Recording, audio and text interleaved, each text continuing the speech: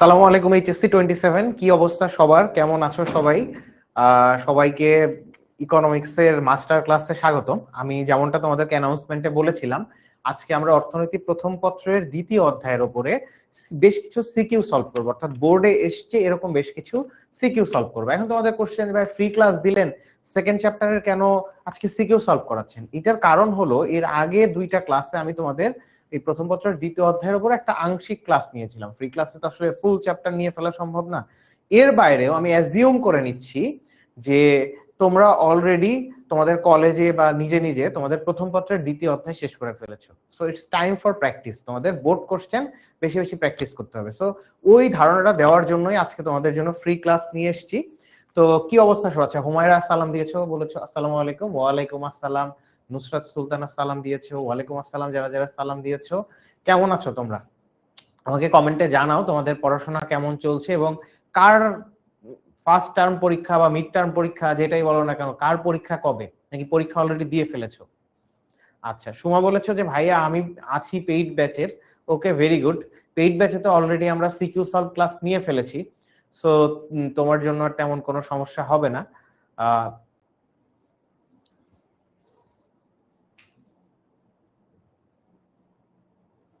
স্বর্ণ বলেছো যে ভাইয়া কেমন আছেন? আলহামদুলিল্লাহ ভালো আছি। সোমা বলছে যে ভাইয়া প্লিজ এমসিকিউ করেন। দেখা যাক, সিকিউ আমরা কিছু করে দেন, এমসিকিউ যদি সময় পাই তাহলে করা যাবে। উম্মে সাদিয়া সালাম দিয়েছো, সাদিয়া ফ্রেন্দিনা সালাম দিয়েছো, সবাইকে ওয়ালাইকুম আসসালাম। হ্যাঁ, আমি আলহামদুলিল্লাহ ভালো আছি। আবিদা, আমি আদিবা, ইয়েস আদিবা, আমি ভালো আছি। তোমরা কেমন আছো? আচ্ছা, নাজমুন নাহার বলেছো 25 জানুয়ারি থেকে এক্সাম। ইয়েস, এই এক্সামে কিন্তু তোমাদের টেস্টটা হয়ে যাবে যে তোমরা কি অবস্থাতে আছো। সো রিয়েলিটি চেকের জন্য এক্সাম গুলা অ্যাটেন্ড করো, হয় অনেক ভালো হবে অথবা দেখবা মানে তোমার এক্সাম হলে গিয়ে খুবই একা লাগতেছে। এক্সাম হল একটা নিষ্ঠুর জায়গা। তোমাদের এমন অভিজ্ঞতা হয়েছে কিনা জানি না, তুমি কোশ্চেন পাওয়ার পর দেখতেছো তেমন কিছুই কমন নাই, মানে তুমি লিখতে পারতেছো না, কিন্তু পিন ড্রপ সাইলেন্স, সবাই লিখতেছে, মনে হয় দুনিয়াতে আমার কেউ নাই। এবং এইসব ক্ষেত্রে যেটা হয়, টিচাররা দ্রুত খাতা জমা দিতে দেয় না। অনেক টিচার আছে একদম শেষ বেল পর্যন্ত বসায় রাখে, এমন এটা রাখা উচিত। এটা আসলে স্টুডেন্টদের একটা শাস্তি। সে যে পারে না, হ্যাঁ, মানে তার যে পড়া উচিত, সে যে অসহায় ফিল করতেছে, এইটা তার ওই এক্সাম হলে বসে ফিল করা উচিত। হ্যাঁ, আমি নিজেও ঢাকা কমার্স কলেজে টিচার হিসেবে কাজ করেছি। তো আমি ওখানে এক্সাম হলে এই কাজটা করতাম। মানে স্টুডেন্ট খাতা জমা দিয়ে চলে যেতে চাচ্ছে হয়তো 10 মিনিট, 20 মিনিট বা আধা ঘন্টা, 1 ঘন্টার মাথায়, কিন্তু পরীক্ষা 3 ঘন্টার, আমি ওকে 3 ঘন্টাই বসায় রাখতাম। আচ্ছা, নাজমুন নাহার বলেছো ভাইয়া আপনারা আছেন আর টেনশন নাই। আচ্ছা, দেখা যাক তোমাদেরকে কতটুকু হেল্প করতে পারি। তোমাদের জন্য দোয়া শুভকামনা থাকবে, আমার জন্য 10 মিনিট স্কুলের জন্য তোমাদের সাপোর্ট দোয়া এটা যেন থাকে। সো আমরা অপেক্ষা করছিলাম সবাইকে জয়েন হওয়ার জন্য, তো চলো আমরা পড়াশোনা শুরু করি। আচ্ছা, আমি তোমাদেরকে প্রথম একটা বেসিক আইডিয়া দেই যে প্রথম পত্রের দ্বিতীয় অধ্যায়, আমি সবসময় বলি মানে এইচএসসি ইকোনমিক্সের সবচেয়ে গুরুত্বপূর্ণ অধ্যায়। তোমরা আবার প্রথম দিকে বলো সবচেয়ে কঠিন অধ্যায়, কিন্তু না, এটা আসলে আমি মনে করি সবচেয়ে ইম্পর্টেন্ট এবং সবচেয়ে ভালো মার্কস তোলা যায় এখান থেকে। তিনটা তোমাদের প্রথম পত্রের পরীক্ষায় 100 মার্কসের যে 70 মার্কসের সিকিউ হবে, সেই সিকিউ এর ফুল 3 সেট কোশ্চেন তোমরা কমন পাবা, তার মানে 30 মার্কস। এবং এই 30 মার্কসের মধ্যে তোমাদের চাইলে 27 থেকে 29 মার্কসের মতো তোমাদের এটা তোমাদের পাওয়া সম্ভব, যেটা অন্য কোনো চ্যাপ্টার থেকে অ্যান্সার করলে পাওয়া সম্ভব না। এবং 5 থেকে 7টা তোমাদের এমসিকিউ এই চ্যাপ্টার থেকে থাকবে। সো মোরলেস 35 মার্কসের একটা ব্যাপার। এবং তোমাদের আমি একটু বলে দিই কোশ্চেন গুলা কোন কোন এরিয়া থেকে হবে। উপযোগ থেকে একটা কোশ্চেন থাকবে, ঠিক আছে? তার মানে তোমার কি পড়তে হবে? উপযোগ, প্রান্তিক উপযোগ, ক্রমহ্রাসমান প্রান্তিক উপযোগ বিধি, এই জিনিসগুলা যদি পড়ে ফেলতে পারো, এবং কিছু ছকে বক্স বক্স দেওয়া থাকে, যে এই প্রশ্নটা খুবই ক্লাসিক কোশ্চেন, আমি সবসময় করাই, কারণ ওইটা মানে ওই টাইপের কোশ্চেনই আসে, কম মানে কমায় বাড়ায়। সো মানে উপযোগ থেকে তোমার একটা কোশ্চেন আসবে। এরপরে তোমার চাহিদা থেকে একটা কোশ্চেন আসবে। চাহিদা কেমন? ধরো তোমার একটা চাহিদা সমীকরণ দিয়ে চাহিদা রেখা আঁকতে বললো গতে, অথবা একটা যোগান সমীকরণ দিয়ে যোগান রেখা আঁকতে বললো, অথবা গতে ঢাল আসতে পারে, চাহিদা রেখার ঢাল বা যোগান রেখার ঢাল, হ্যাঁ, অথবা চাহিদার নির্ধারক মিলাই টিলাই এরকম কিছু কোশ্চেন, অথবা চাহিদা রেখার সংকোচন সম্প্রসারণ, এইগুলা দিয়ে একটা কোশ্চেন আসবে। বা যোগান অথবা যোগান বিধির ব্যতিক্রম, যোগান রেখার ব্যতিক্রম, মানে যোগান রেখাই তো মূলত যোগান বিধি থেকে আসছে। সো মানে চাহিদা বিধি, যোগান বিধি, চাহিদা বিধির ব্যতিক্রম, যোগান বিধির ব্যতিক্রম, তারপরে তোমার চাহিদার একটা সংকোচন সম্প্রসারণ, মানে চাহিদার যোগানের এই এরিয়াটুকু মিলে আর এক সেট কোশ্চেন হবে, ফুল সেট। থার্ড আর একটা সেট কোশ্চেন কোথা থেকে হবে, যেটা হতে পারে তোমার স্থিতিস্থাপকতা থেকে। চাহিদার মানে তোমার স্থিতিস্থাপকতা তো মূলত আমরা তিন প্রকার পড়েছি, হ্যাঁ, চাহিদার দাম স্থিতিস্থাপকতা, চাহিদার আয় স্থিতিস্থাপকতা, আর আড়াআড়ি স্থিতিস্থাপকতা। সো স্থিতিস্থাপকতা থেকে ধরো একটা কোশ্চেন হওয়ার সম্ভাবনা আছে। আর এইদিকে তোমার কি, এইদিকে তোমার হচ্ছে বাজার ভারসাম্য মাস্ট, এখান থেকে একটা কোশ্চেন আসবে। সেখানে দুটি ইকুয়েশন দিয়ে ভারসাম্য দাম ও পরিমাণ নির্ণয় করতে বলতে পারে, অথবা একটা ছক দেওয়া থাকলো, সেই ছকে বললো চাহিদা রেখা যোগান রেখা একে ভারসাম্য দাম এবং পরিমাণ নির্ণয় করো বা ভারসাম্য বিন্দু দেখাও। এবং ওইটারই ঘতে কি বলবে, ওই তোমার বাজার ভারসাম্যের ঘতেই বলবে যে যদি সরকার দাম 5 টাকা নির্ধারণ, ধরো ভারসাম্য দাম আসছিল 4 টাকা, দাম 5 টাকা নির্ধারণ করলে বাজার ভারসাম্যের উপর কি প্রভাব পড়বে। অথবা বললো যে ধরো কোন একটা ইয়েতে মানে কোন একটা জিনিসের বিজ্ঞাপন যদি আমি কোনো তারকাকে দিয়ে করাই, ধরো শাহরুখ খানকে দিয়ে যদি বিজ্ঞাপন করানো হয়, তাহলে এটা বাজার ভারসাম্যে কেমন পরিবর্তন হবে। সো এইটা হচ্ছে ভারসাম্য। তো তাহলে আমি দেখো 4টা সেগমেন্ট করলাম, একটা হচ্ছে উপযোগ, একটা হচ্ছে চাহিদা বিধি, যোগান বিধি, তারপর চাহিদা বিধির ব্যতিক্রম, যোগান বিধির ব্যতিক্রম, চাহিদা রেখার সংকোচন সম্প্রসারণ, এই এরিয়াটুকু হচ্ছে একটা সেগমেন্ট, স্থিতিস্থাপকতার একটা সেগমেন্ট, আর বাজার ভারসাম্য। এই 4টা সেগমেন্ট থেকে যে কোনো 3টা কোশ্চেন তোমাদের আসবে, ঠিক আছে। এইটা হচ্ছে মোটামুটি তোমাদের একটা ম্যাপিং। তো চলো আমরা প্রথম কোশ্চেনটা একটু দেখি। আচ্ছা, কোশ্চেনের আগে আমি তোমাদের একটা জিনিস একটু বলি, একটা জিনিস দেখায় দেই।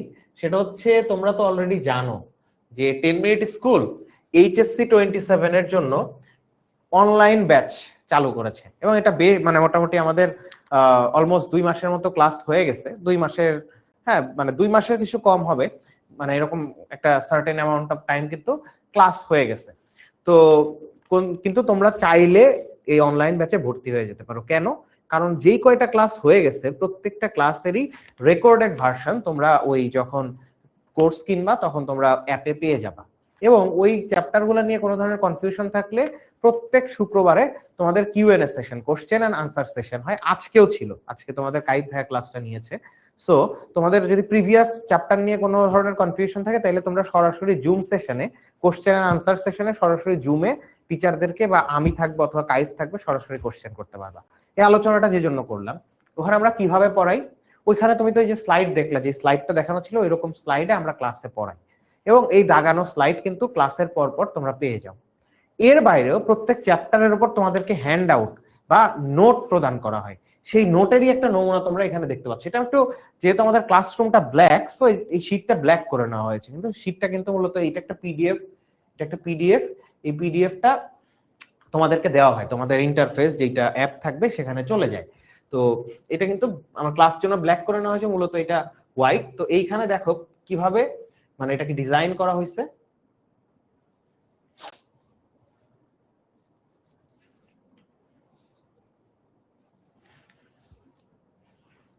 দেখো এটাকে কিভাবে ডিজাইন করা হয়েছে। এইখানে প্রথমে তোমাদের মানে এই চ্যাপ্টারে কি কি টপিক আছে, কয়টা টপিক আছে, সেই জিনিসগুলো দেওয়া আছে। এরপরে বোর্ড কোশ্চেন অ্যানালাইসিস করা আছে, যে ধরো 16 সালে ঢাকা বোর্ডে এই চ্যাপ্টার থেকে কয়টা কোশ্চেন আসছিল, 2টা।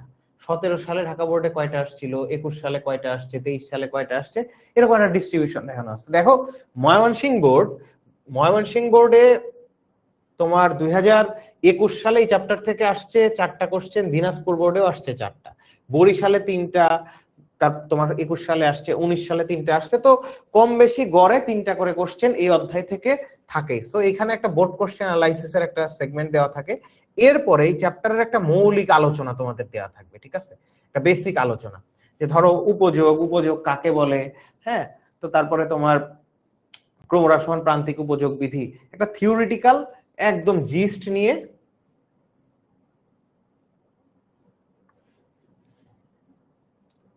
জিস্টগুলা নিয়ে তোমাদের এখানে একটা আলোচনা করা থাকে। এই দেখো পরিমাণগত উপযোগ, তারপরে তোমার পরিমাণগত উপযোগ, পর্যায়গত উপযোগের পার্থক্য, হ্যাঁ, প্রান্তিক উপযোগ, এই ব্যাপারগুলা মানে একদম বেসিক আইডিয়াগুলা তোমাদের এইখানে আলোচনা করা থাকে।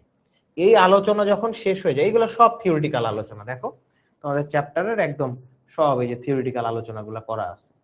এই থিওরিটিক্যাল আলোচনাগুলো করার শেষে এখানে আবার তোমাদের প্র্যাকটিস কোশ্চেন দেওয়া থাকবে, সিকিউ এবং এমসিকিউ, যেগুলো বোর্ডে আসার মতো এরকম। তোমরা এটা পিডিএফ আকারে পেয়ে যাবা, চাইলে তোমরা তোমাদের ল্যাপটপ ফোনেও পড়তে পারো, আবার চাইলে এগুলা তোমরা প্রিন্ট আউটও করে নিতে পারো, ঠিক আছে? আচ্ছা, নুসরাত সুলতানা বলছো যে ভাই আমি পেইড ব্যাচের আমি কি ক্লাসটা করব? তুমি চাইলে করতে পারো। পেইড ব্যাচে যদি তোমাদের অলরেডি আমি সলভ ক্লাস করিয়েছি, সেটা দুইটাই করে থাকো, তাহলে এটা না করলেও চলবে। এখানে এক্সট্রা মানে পেইড ব্যাচের স্টুডেন্ট যারা আছো আজকের ক্লাসে, এদের জন্য আমি যেটা বলবো, কিছু হয়তো এমসিকিউ সলভ করাতে পারি, সো সেইটা তোমাদের জন্য হয়তো হেল্প হবে। এরপরে এখানে দেখো কিছু বেসিক এমসিকিউ এর কিছু থিওরিটিক্যাল আলোচনা এখানে করা আছে। যেমন ধরো কেমন, এখানে ধ্রুবক কাকে বলে বা ধ্রুবকের আচরণ কেমন। এই যে রাশির মান পরিবর্তন হয় না তাকে ধ্রুবক বলে। একটি অপেক্ষকের স্বাধীন চলক থাকে এক বা একাধিক, এরকম বেশ কিছু ইনফরমেশন দেওয়া আছে যেগুলো তোমাদের এমসিকিউ এর জন্য দরকার হবে। সেইগুলো তোমাদের একটা সাম আপ করে কিন্তু এটার মধ্যে দেয়া আছে, ঠিক আছে? তো এরপরে দেখো এখানে কিছু সাজেশনও তোমাদের দেওয়া আছে, যে ক এর জন্য কিছু সাজেশন তোমাদের দেওয়া আছে। এই যে দেখো কোশ্চেন প্রত্যেকটা শীটের মধ্যে চমৎকার করে এই ধরনের শীটগুলা তোমাদের জন্য গোছানো আছে। তারপরে দেখো এই যে খ এর জন্য তোমাদের বেশ কিছু সাজেশন এরকম চ্যাপ্টার ওয়াইজ দেওয়া আছে। এরপরে তোমাদের এই যে এমসিকিউ দেওয়া আছে, ঠিক আছে? এমসিকিউ এবং এগুলার সলভ দেওয়া আছে।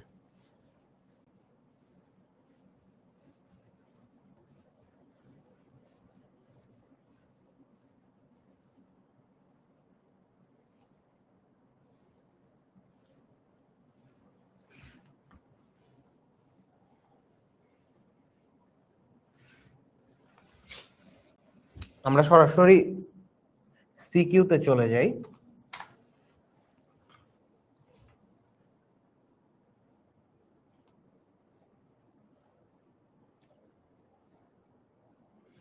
আচ্ছা, এই যে দেখো এখান থেকে তোমাদের মূলত সিকিউ শুরু, ঠিক আছে?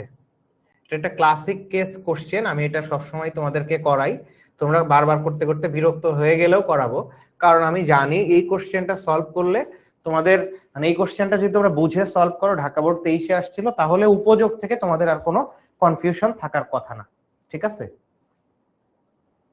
আচ্ছা, এখন নিশ্চয়ই ঝাপসা দেখা যাচ্ছে না, তখন ঝাপসা দেখা যাচ্ছিল কারণ আমি জুম করি নাই, এখন তোমাদের মোটামুটি জুম করে দিয়েছি। সো এখন ক্লিয়ার দেখা যাওয়ার কথা। দেখো এখন ক্লিয়ার দেখতে পাচ্ছ?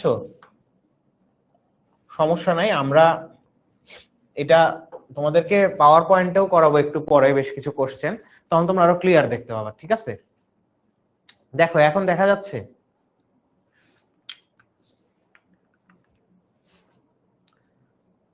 আমাদের চেষ্টা করব। সময় জিজ্ঞেস করেছে ভাইয়া লাস্টে কি এমসিকিউ পড়াবেন? এমসিকিউ যদি সময় পাই, জানি না আসলে খুব বেশি সময় পাবো কিনা, তো যদি সময় পাই তাহলে করব। তো যাই হোক, তো চলো আমরা পড়াশোনাটা শুরু করি, অনেক কথা হলো, তো পড়াশোনা শুরু করি। দেখো এইটা প্রথমে যে কোশ্চেনটা আছে, এইটা হচ্ছে উপযোগ টপিক থেকে নেওয়া হয়েছে। তো এইটার পরিবর্তক দ্রব্য কি, তারপরে তোমার স্বাভাবিক দ্রব্যের ক্ষেত্রে চাহিদা রেখা বাম থেকে ডান দিকে নিম্নগামী হয় কেন, এগুলো তো তোমরা জানো। যে প্রথমত চাহিদা রেখা ডান দিকে কেন নিম্নগামী হয়? তিনটা কারণে, মূলত তিনটা কারণ। একটা হচ্ছে ক্রমহ্রাসমান প্রান্তিক উপযোগ বিধির কারণে, তারপর কি, তারপরে তোমার হচ্ছে আয় প্রভাব, আর হচ্ছে পরিবর্তক প্রভাব। তো এইটা তোমরা, এটা তোমাদেরকে একটু মানে তোমাদের এই ব্যাপারটা নিয়ে অনেকের ক্লিয়ার ধারণা নাই, আমি তোমাদের একটু এটা নিয়ে ক্লিয়ার ধারণা দিয়ে দেই, ঠিক আছে? যে তোমাদের চাহিদা রেখা কেন ডান দিকে নিম্নগামী হয়, এটা একটা থিওরি তোমাদের পড়াই দেয়, এটা খতে যেহেতু আছে তোমাদের জন্য একটু হেল্প হোক, মানে যারা নন পেইড ব্যাচের স্টুডেন্ট আছো। আমি এটা পেইড ব্যাচে একবার দেখিয়েছিলাম।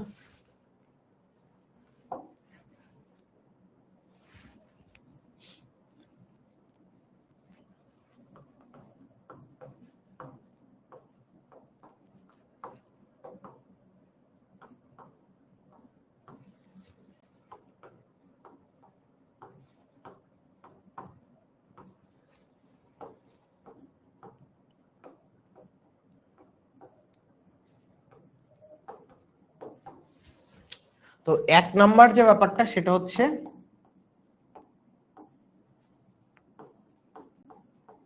ক্রমহ্রাসমান প্রান্তিক উপযোগ বিধি। ক্রমহ্রাসমান প্রান্তিক উপযোগ বিধির জন্য তোমার চাহিদা রেখা ডান দিকে নিম্নগামী হয়। কেমন? এটার ব্যাখ্যা তোমরা বই থেকে পড়ে নিও। যেই ভেতরের থিওরিটিক্যাল আলোচনা, আমি তোমাদের একটু এটা ব্যাখ্যা করে বোঝাই দিই। ঘটনাটা কি হয়, এই তো একটা চাহিদা রেখা, এই তো একটা চাহিদা রেখা। তো দেখো আমরা ক্রমহ্রাসমান প্রান্তিক বিধি অনুযায়ী কি জানি, যে ক্রমহ্রাসমান প্রান্তিক বিধি অনুযায়ী অন্যান্য অবস্থা অপরিবর্তিত থাকলে একটা দ্রব্যের যদি বিভিন্ন একক ভোগ করতে থাকি তাহলে প্রান্তিক উপযোগ মানে মোট উপযোগ বৃদ্ধি পেলেও প্রান্তিক উপযোগ ক্রমান্বয়ে হ্রাস পায়।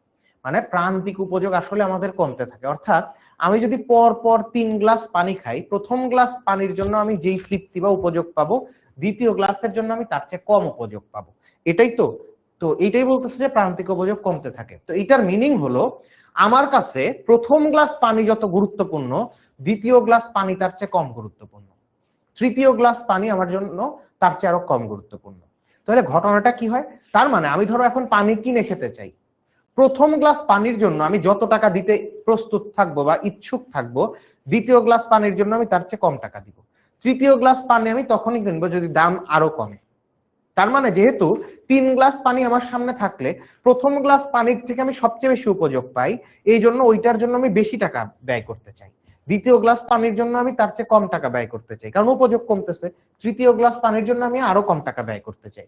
তো এইটা আসলে অনেক সময় আমাদের মানে বইয়ে দেওয়া থাকলে আমরা বুঝতে পারি না। তো দেখো, মনে করো এটা প্রথম গ্লাস পানি, প্রথম গ্লাস পানির জন্য আমি কত টাকা ব্যয় করতেছি, মনে করো 50 টাকা। দ্বিতীয় গ্লাস পানির জন্য আমি কত টাকা ব্যয় করতে ইচ্ছুক, ধরো 40। এই যে 3 নাম্বার গ্লাস পানির জন্য আমি হয়তো 25 টাকা ব্যয় করতেছি। তো দেখো এই যে এইটা দিয়ে বোঝা যাচ্ছে। তো তাহলে তোমাদের কি লিখবা, ক্রমহ্রাসমান প্রান্তিক উপযোগ বিধি ব্যাখ্যা দিয়ে যে চাহিদা রেখা কেন ডান দিকে নিম্নগামী হয়, তোমরা বলবা যে ক্রমহ্রাসমান প্রান্তিক উপযোগ বিধি থেকে আমরা জানি যে সমজাতীয় দ্রব্য যদি আমরা ক্রমান্বয়ে ভোগ করতে থাকি তাহলে প্রান্তিক উপযোগ ধীরে ধীরে হ্রাস পায়। অর্থাৎ আমরা ভোগের একক বাড়াতে থাকি তাহলে আমাদের উপযোগ ধীরে ধীরে হ্রাস পেতে থাকে। যেহেতু ভোগের একক বৃদ্ধির সাথে সাথে উপযোগ হ্রাস পেতে থাকে, এই কারণে আমরা প্রথম এককের জন্য যতটা অর্থ খরচ করতে প্রস্তুত থাকি, দ্বিতীয় এককের জন্য আমার তার চেয়ে কম অর্থ খরচ করতে আমরা প্রস্তুত থাকি। যার ফলে এই যে চাহিদার পরিমাণ এবং দাম একটা বিপরীতমুখী সম্পর্ক দেখা যায়, যার কারণে চাহিদা রেখা নিম্নগামী হয়। এটা হলো প্রথম ব্যাখ্যা। এরপরে আসো 2 নাম্বার কারণ কি, মানে চাহিদা রেখা ডান দিকে নিম্নগামী হওয়ার 2 নাম্বার কারণ হচ্ছে আয় প্রভাব। আয় প্রভাব বা ইনকাম ইফেক্ট। বলা হচ্ছে কোন একজন মানে কোন একটা জিনিসের যদি দাম বেড়ে যায়, কোন একটা জিনিসের যদি দাম বেড়ে যায় তাহলে ব্যক্তির প্রকৃত আয় হ্রাস পায়। কোন একটা জিনিসের যদি দাম বেড়ে যায় তাহলে প্রকৃত আয় হ্রাস পায়। তো দাম বাড়া মানে প্রকৃত আয় হ্রাস পাওয়া, এটার মিনিং কি? প্রকৃত আয় মানে কি? প্রকৃত আয় মানে হচ্ছে, মানে ইনকাম কিন্তু 2 রকম, একটাকে বলা হচ্ছে নমিনাল ইনকাম আর একটাকে বলে রিয়েল ইনকাম। তো রিয়েল ইনকামটাই হচ্ছে প্রকৃত আয়। তো আমি ইন টার্মস অফ মানি মানে 500 টাকা বেতন পাই, এইটাকে বলা হচ্ছে নমিনাল ইনকাম। আর এই 500 টাকা দিয়ে আমি কি কি দ্রব্য কতটুকু কিনতে পারি, এইটাকে বলা হচ্ছে প্রকৃত আয় বা রিয়েল ইনকাম। তো ধরো 500 টাকা দিয়ে আমি 5 কেজি চাল কিনতে পারি, তার মানে আমার প্রকৃত আয় হচ্ছে 5 কেজি চাল। তো জিনিসপত্রের দাম যদি বেড়ে যায় তাহলে মানুষের প্রকৃত আয় কমে না। ধরো আগে প্রতি কেজি চালের দাম ছিল 100 টাকা, তাহলে আমার 500 টাকা দিয়ে আমি কয় কেজি চাল কিনতে পারতাম? 5 কেজি চাল। তার মানে আমার প্রকৃত আয় ছিল 5 কেজি চাল। হঠাৎ করে 100 টাকার চাল এখন 250 টাকা হয়ে গেল কেজি, তাহলে 500 টাকা দিয়ে আমি কয় কেজি চাল কিনতে পারবো? 2 কেজি চাল। তার মানে দেখো এই যে জিনিসপত্রের দাম বাড়লে একজন ব্যক্তির প্রকৃত আয় কমে যায়। তো কি ঘটনা ঘটতেছে, যে জিনিসপত্রের দাম যদি বাড়ে তাহলে ব্যক্তির প্রকৃত আয় কমে যায়, অর্থাৎ ব্যক্তির ক্রয় ক্ষমতা কমে যায়, যার কারণে সে একই মানে দামে আগের চেয়ে কম পরিমাণ পণ্য ক্রয় করে। কেমন ঘটনা? ওই যে বললাম যে একজন ব্যক্তির ধরো আগে প্রকৃত আয় ছিল কত, প্রকৃত আয় ছিল হচ্ছে তোমার এই যে মানে 500 ডিভাইডেড বাই প্রতি কেজি চালের দাম 100, এই 5 কেজি চাল। এখন প্রকৃত আয় কত হয়ে গেল এখান থেকে এসে, মনে করো চালের দাম বেড়ে 250 টাকা কেজি হয়ে গেছে, তাহলে এখন 2 কেজি চাল কিনতে পারে। তো তুমি তাহলে কি বলবা যে কোনো একজন মানে জিনিসপত্রের দাম বাড়লে একজন ব্যক্তির প্রকৃত আয় কমে যায়, যার কারণে প্রকৃত আয় যদি কমে যায় তাহলে তার ক্রয় ক্ষমতা কমে যায়, ফলে সে আগের তুলনায় কম জিনিস কেনে। এই যে দাম বাড়লো এবং সে আগের চাইতে কম জিনিসপত্র কিনতেছে, দেখো এই যে দাম 100 টাকা থেকে 250 টাকা হলো, তার প্রকৃত আয় কমছে, মানে কি সে আগের চেয়ে কম পরিমাণ পণ্য ক্রয় করতে পারে। তার মানে এখানে দাম বৃদ্ধি পাইছে, চাহিদার পরিমাণ কিন্তু কমে গেছে। এই যে মানে দাম বাড়লো, দাম বাড়ার কারণে মানুষের প্রকৃত আয় কমে গেল, এবং এই সময় কি হলো, এই সময় এই যে দাম বাড়লো, বাড়ার ফলে চাহিদার পরিমাণ কিন্তু কমে গেছে, যার কারণে চাহিদা রেখা ডান দিকে নিম্নগামী হয়। এরপরে আসো আরেকটা কি,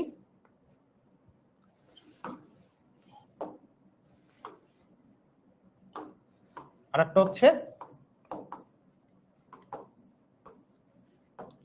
পরিবর্তক প্রভাব। পরিবর্তক প্রভাব জিনিসটা কি? পরিবর্তক প্রভাব জিনিসটা,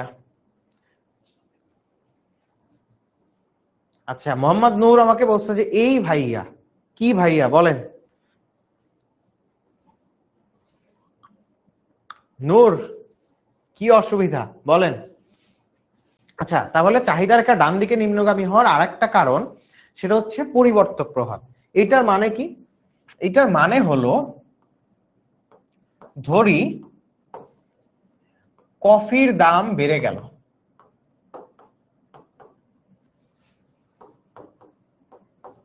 কফির দাম যদি বেড়ে যায় তখন মানুষ কি করে, কফি খাওয়া কমায় দিয়ে চা খাওয়া বাড়ায় দেয়। এই যে কি ঘটনা ঘটতেছে, এটা হলো কফির চাহিদা রেখা, কফির দাম, আর এটা হলো চাহিদার পরিমাণ।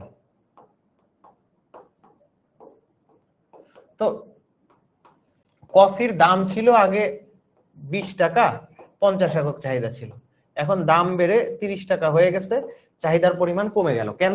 পরিবর্তক প্রভাব বলে যে কফির যদি দাম কোনো কারণে বেড়ে যায়, তখন যেই ভোক্তারা আগে কফি খেত সেখান থেকে কিছু ভোক্তা চলে গিয়ে চা খাওয়া শুরু করে, চায়ে অভ্যস্ত হয়ে যায়। এই যে দাম বেড়ে যাওয়ার কারণে কিছু ভোক্তা চাতে শিফট করলো, যার কারণে চায়ের চাহিদার পরিমাণ কমে যায়, ভোক্তা অন্য জিনিসে সুইচ করায়, ভোক্তা অন্য জিনিসে অভ্যস্ত হয়ে যায়, তখন এই কফির চাহিদার পরিমাণ কমে যায়। এই যে দাম বাড়ার সাথে আমি কি দেখলাম, চাহিদার পরিমাণের একটা বিপরীতমুখী সম্পর্ক হচ্ছে।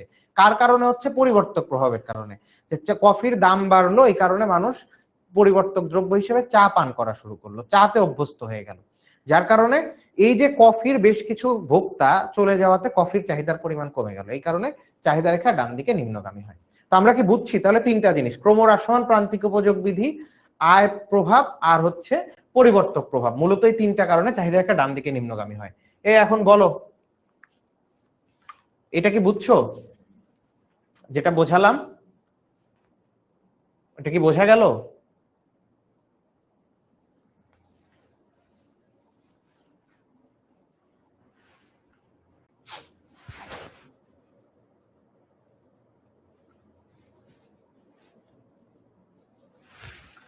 ওকে,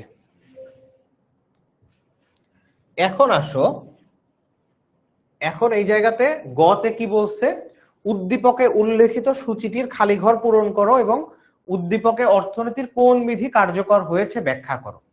তো দেখো এইখানে আমাদের একটা ছক দেওয়া আছে, ঠিক আছে? এই ছকে এই পাশে দেওয়া আছে কি, ভোগের একক, এই পাশে মোট উপযোগ, মোট উপযোগ মানে টোটাল ইউটিলিটি দেওয়া আছে, তাই তো? এই পাশে টোটাল ইউটিলিটি দেওয়া আছে, এই পাশে প্রান্তিক উপযোগ মানে মার্জিনাল ইউটিলিটি দেওয়া আছে। তো মোট উপযোগ আর প্রান্তিক উপযোগ ব্যাপারটা কি? মোট উপযোগ আর প্রান্তিক উপযোগের ব্যাপারটা হলো যে তোমরা ধরো আমরা 3 গ্লাস পানি খাবো, ঠিক আছে? প্রথম গ্লাস পানি খেলাম, এইখান থেকে আমি যে উপযোগটা পেলাম এইটা হচ্ছে ধরো 20 ইউটিল। তো তার মানে মোট উপযোগ আর প্রান্তিক উপযোগের ঘটনাটা কি?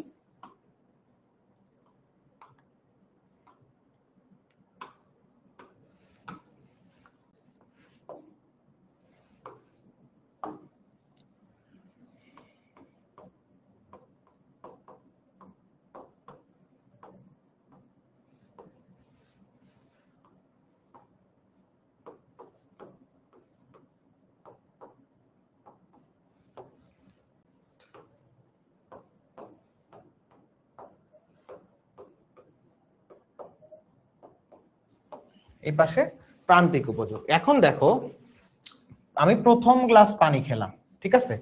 প্রথম গ্লাস পানি খাওয়ার ফলে আমি যে উপযোগটা পেলাম প্রথম গ্লাস থেকে, সেইটা স্পেসিফিক প্রথম গ্লাস খাওয়ার ফলে পেলাম কত? ধরো 20 ইউটিল। তো এই 20 ইউটিল হচ্ছে এর প্রান্তিক উপযোগ, মানে কি স্পেসিফিক প্রথম একক থেকেই পাইছি। তো আমি তো এই প্রথম গ্লাস ছাড়া আর কোনো গ্লাস পানি খাই নাই, তার মানে আমার প্রথম এককের জন্য মোট উপযোগও 20।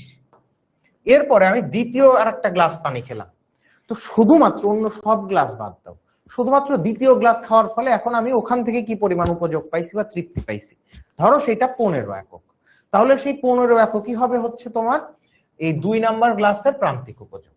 তাহলে 2 নাম্বার গ্লাস পর্যন্ত মোট উপযোগ কত? প্রথমটা থেকে পাইছি 20, পরেরটায় 15, দুইটা যোগ করো, করলে কত হচ্ছে 35। তার মানে মোট উপযোগ 35। ধরো এবার থার্ড গ্লাস পানি খেলাম, যখন 3 নাম্বার গ্লাস পানি খাচ্ছি তখন তুমি 1 আর 2 ফেলে দাও, এটা মনে করো নাই। 3 নাম্বার গ্লাস স্পেসিফিক খাওয়ার ফলে এখান থেকে আমি যে উপযোগটা পেলাম মনে করো এটা কত? 10 ইউটিল। তার মানে স্পেসিফিক 3 নাম্বার গ্লাসে প্রান্তিক উপযোগ 10। তো এখন মোট উপযোগ কি হবে? মোট উপযোগী 3 গ্লাসের তুমি যোগফল করো, মানে তৃতীয় পর্যন্ত মোট উপযোগ কত? এই তিনটার যোগফল 35 আর 10 45। তো এখন দেখো প্রান্তিক উপযোগ কাকে বলতেছে? প্রান্তিক উপযোগের সংজ্ঞায় বলা হচ্ছে কোন একটা দ্রব্যের অতিরিক্ত 1 একক ভোগ করলে যে অতিরিক্ত উপযোগটা পাওয়া যায়। এই যে দেখো প্রথম একক ভোগ করার ফলে আমি 20 একক পাইছি, দ্বিতীয় গ্লাস ভোগ করার ফলে অতিরিক্ত কতখানি পেলাম? 15 একক, 3 নাম্বার গ্লাস ভোগ করার ফলে এক্সট্রা কতখানি পাইছি? 10 একক, ঠিক আছে? তো এখন এইটা হচ্ছে মোট উপযোগ আর প্রান্তিক উপযোগের কাহিনী গেল। তো এইখানে দুইটা হ্যাক, ঠিক আছে, দুইটা হ্যাক একটু মাথায় রাখবা। সেটা কি? প্রান্তিক উপযোগ যদি আমি মানে আমার ধরো দ্বিতীয় একক পর্যন্ত আমার মোট উপযোগ কত এটা জানতে চাইছে, কি করব তখন? মোট উপযোগ জানতে চাইলে দ্বিতীয় একক পর্যন্ত যে প্রান্তিক উপযোগ আছে সেই দুইটা যোগ করতে হবে। তার মানে এই যে 20 আর 15 যদি যোগ করি তাহলে আমি 35 পাচ্ছি। এখন কোন কারণে যদি জিজ্ঞেস করে 3 নাম্বার এককের প্রান্তিক উপযোগ কত, এটা মনে করো যাওয়া নাই, তো প্রান্তিক উপযোগ আমি কিভাবে বের করব? প্রান্তিক উপযোগ মোট উপযোগ থেকে বের করা যায় কিভাবে? দ্বিতীয় একক পর্যন্ত মোট উপযোগ 35, দ্বিতীয় একক পর্যন্ত মোট উপযোগ 35 মানে কি? মানে হলো এই যে প্রথম গ্লাস আর দ্বিতীয় গ্লাস থেকে যে উপযোগ পাওয়া গেছে সেইটার যোগফল 35, যে তাই তো দেখছি। তো এখন 3 নাম্বার গ্লাসের মোট উপযোগ মানে এই 35-এর সাথে আর এক্সট্রা কতখানি যোগ হয়েছে, মানে 3 নাম্বার গ্লাস পানি খাবার ফলে আমি এক্সট্রা কতখানি পাইছি। তো 2 নাম্বার গ্লাস পর্যন্ত 35 ছিল, যেই 3 নাম্বার গ্লাস খাইছি অন্য 45 হয়ে গেল। তার মানে 3 নাম্বার গ্লাসের জন্য কতখানি বাড়লো, 3 নাম্বার গ্লাসের কন্ট্রিবিউশন কত? কিভাবে বের করব? 45 থেকে সিম্পলি 35 বাদ দাও, কত? 10। এই যে এখানে 10 আসছে, ঠিক আছে? এইটা হইলো টেকনিক। তো এখন নূরের কি হয়েছে? নূরের আনসার দেওয়ানোর জন্য সবাই অস্থির হয়ে গেছো, জিজ্ঞেস করছো যে এটা কোথায় আর কবে পাবা। শোনো, মানে তোমরা এই মানে যারা নন পেইড ব্যাচের স্টুডেন্ট আছো তোমরা এই শীটটা পাবা কিনা আমি এটা তোমাদেরকে এখনই নিশ্চিত করে কিছু বলতে পারতেছি না। আমি এটা একটু অথরিটির সাথে কথা বলে তোমাদেরকে জানাতে পারবো। তো তোমরা আপাতত যেটা কাজ, যে ক্লাসে যেটুকু পড়াচ্ছি এটা মনোযোগ দিয়ে বোঝো। এই মানে তোমরা কোথায় কিভাবে পাবা, তোমরা যদি পাও এই ব্যাপারটা আমি তোমাদের গ্রুপেই জানাই দেবো অথবা পোস্টের কমেন্টে জানাই দিব।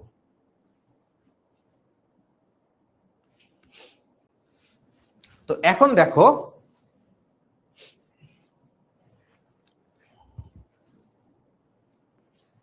দেখো যে তাহলে আমাদের কি জিজ্ঞেস করছে, যে উদ্দীপকে উল্লেখিত সূচিটির খালি ঘর পূরণ করো এবং উদ্দীপকে অর্থনীতির কোন বিধি কার্যকর হয়েছে ব্যাখ্যা করো। তো এখন তাহলে এই যে শূন্য স্থানগুলো আছে আমাদের মূলত সেইটা আগে পূরণ করতে বলছে। তো শূন্য স্থানগুলো পূরণ করি।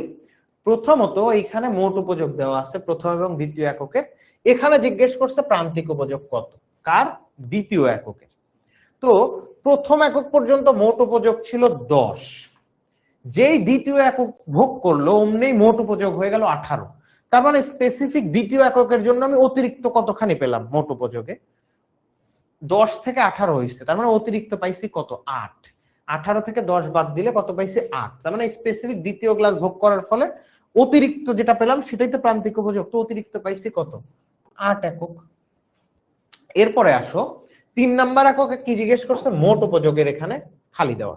তো মোট উপযোগ আমরা জানি সেই একক পর্যন্ত প্রান্তিক উপযোগগুলো যোগ করব। তাহলে এই যে 3 নাম্বার একক পর্যন্ত প্রান্তিক উপযোগ যোগ করো। 10 আর 18, 18 আর 6 24, ঠিক আছে? এরপরে আসো, এখন আমার 4 নাম্বার এককে আবার প্রান্তিক উপযোগ দেওয়া নাই। 4 নাম্বার এককে প্রান্তিক উপযোগ আমি কিভাবে বের করব?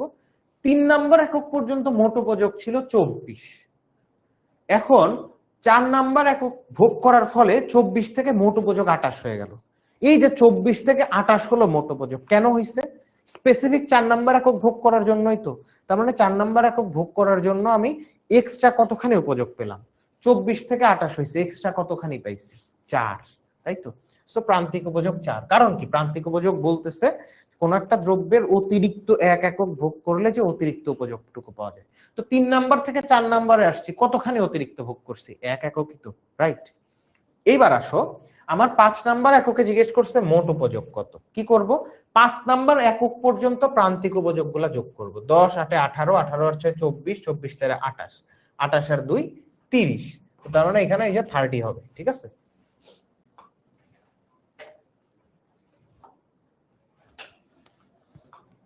তো এরপরে দেখো, এরপরে কি 6 নাম্বার এককে প্রান্তিক উপযোগের এখানে বক্স করা, মানে 6 নাম্বার এককে প্রান্তিক উপযোগ কত। তো কি করব? 5 নাম্বার একক পর্যন্ত মোট উপযোগ ছিল 30, 6 নাম্বার একক ভোগ করেও মোট উপযোগ 30, তাহলে এক্সট্রা কতখানি পেলাম? 30 মাইনাস 30 0। এবার 7 নাম্বার এককে কি করছে? 7 নাম্বার এককে এখানে মোট উপযোগে দেওয়া হচ্ছে প্রশ্নবোধক, তাহলে 7 নাম্বার একক পর্যন্ত প্রান্তিক উপযোগ যোগ করো। 10 8 18, 18 6 24, 24 4 28, 2 30, 30 এর সাথে 16 যোগ করলে 30, এবং 30 এর সাথে যদি -2 যোগ করি তাহলে কত হচ্ছে? মাইনাস মাইনাসে মানে প্লাস মাইনাসে মাইনাস, তার মানে এটা হচ্ছে 28। সো এখানে এটা 28 হবে। সো তোমরা গ নাম্বার কি বুঝতে পারছো যে খালি ঘর কিভাবে পূরণ করে? এর পরের মানে গতে সেকেন্ডার একটা পার্ট আছে, অর্থনীতির কোন বিধি কার্যকর হয়েছে। তো বিধি জানো তুমি একটা, তো বিধি জানো তুমি একটা, সেটা কি? উপযোগ সম্পর্কে ক্রমহ্রাসমান প্রান্তিক উপযোগ বিধি। তো তুমি বলবা যে আমরা জানি অন্যান্য অবস্থা অপরিবর্তিত থাকলে কোন দ্রব্যের অতিরিক্ত মানে কোন দ্রব্যের মানে অতিরিক্ত 1 একক ভোগ, মানে কোন একটা দ্রব্যের বিভিন্ন একক যদি ক্রমাগত ভোগ করতে থাকি তাহলে মোট উপযোগ বাড়লেও প্রান্তিক উপযোগ ক্রমান্বয়ে হ্রাস পেতে থাকে। তো আমরা উদ্দীপকে দেখতে পাই ভোগের একক বাড়ানোর সাথে সাথে প্রান্তিক উপযোগ ধীরে ধীরে হ্রাস পেয়েছে। 10 8 6 4 অর্থাৎ প্রান্তিক উপযোগ ধীরে ধীরে হ্রাস পেয়েছে। যেহেতু ভোগের একক বৃদ্ধির সাথে সাথে প্রান্তিক উপযোগ হ্রাস পেয়েছে, সুতরাং এখানে ক্রমহ্রাসমান প্রান্তিক উপযোগ বিধি কার্যকর হয়েছে, ঠিক আছে? এই গ কি বুঝছো? গ বোঝা গেছে?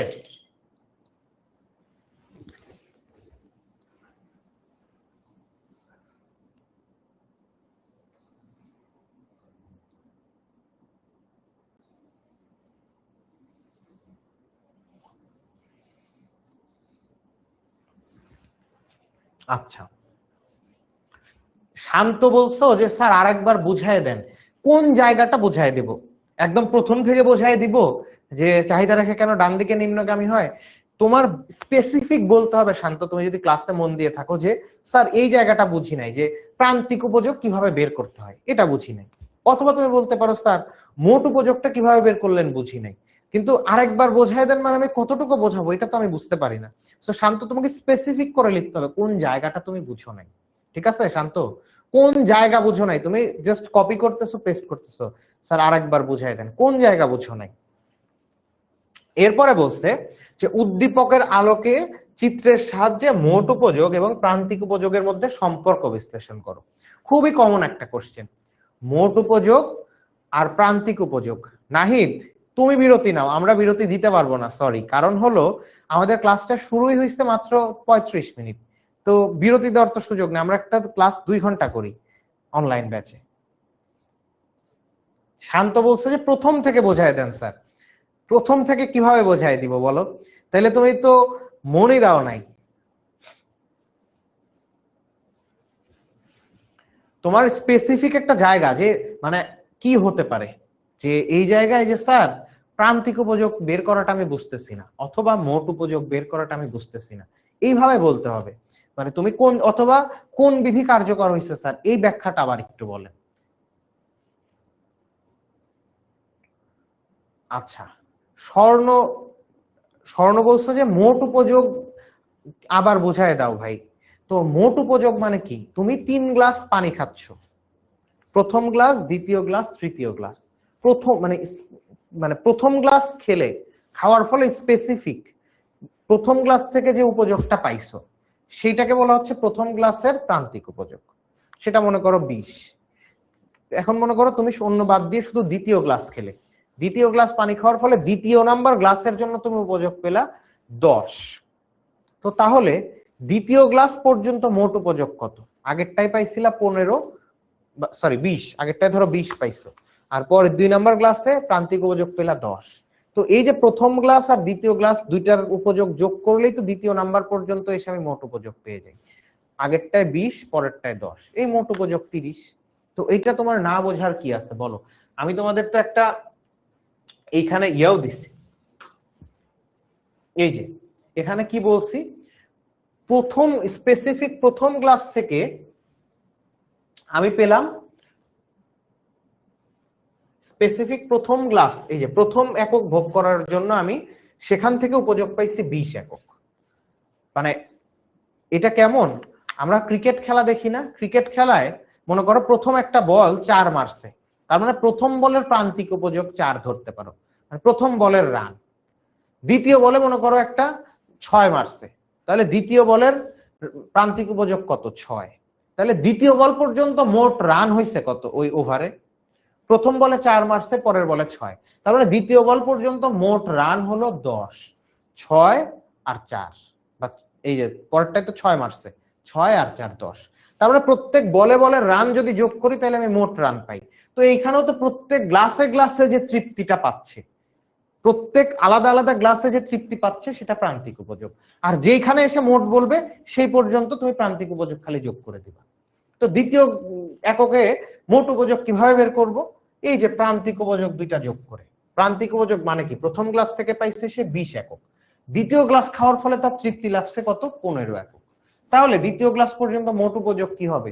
এই প্রান্তিক দ্বিতীয় গ্লাস পর্যন্ত প্রান্তিক উপযোগের যোগফল। বোঝা গেছে?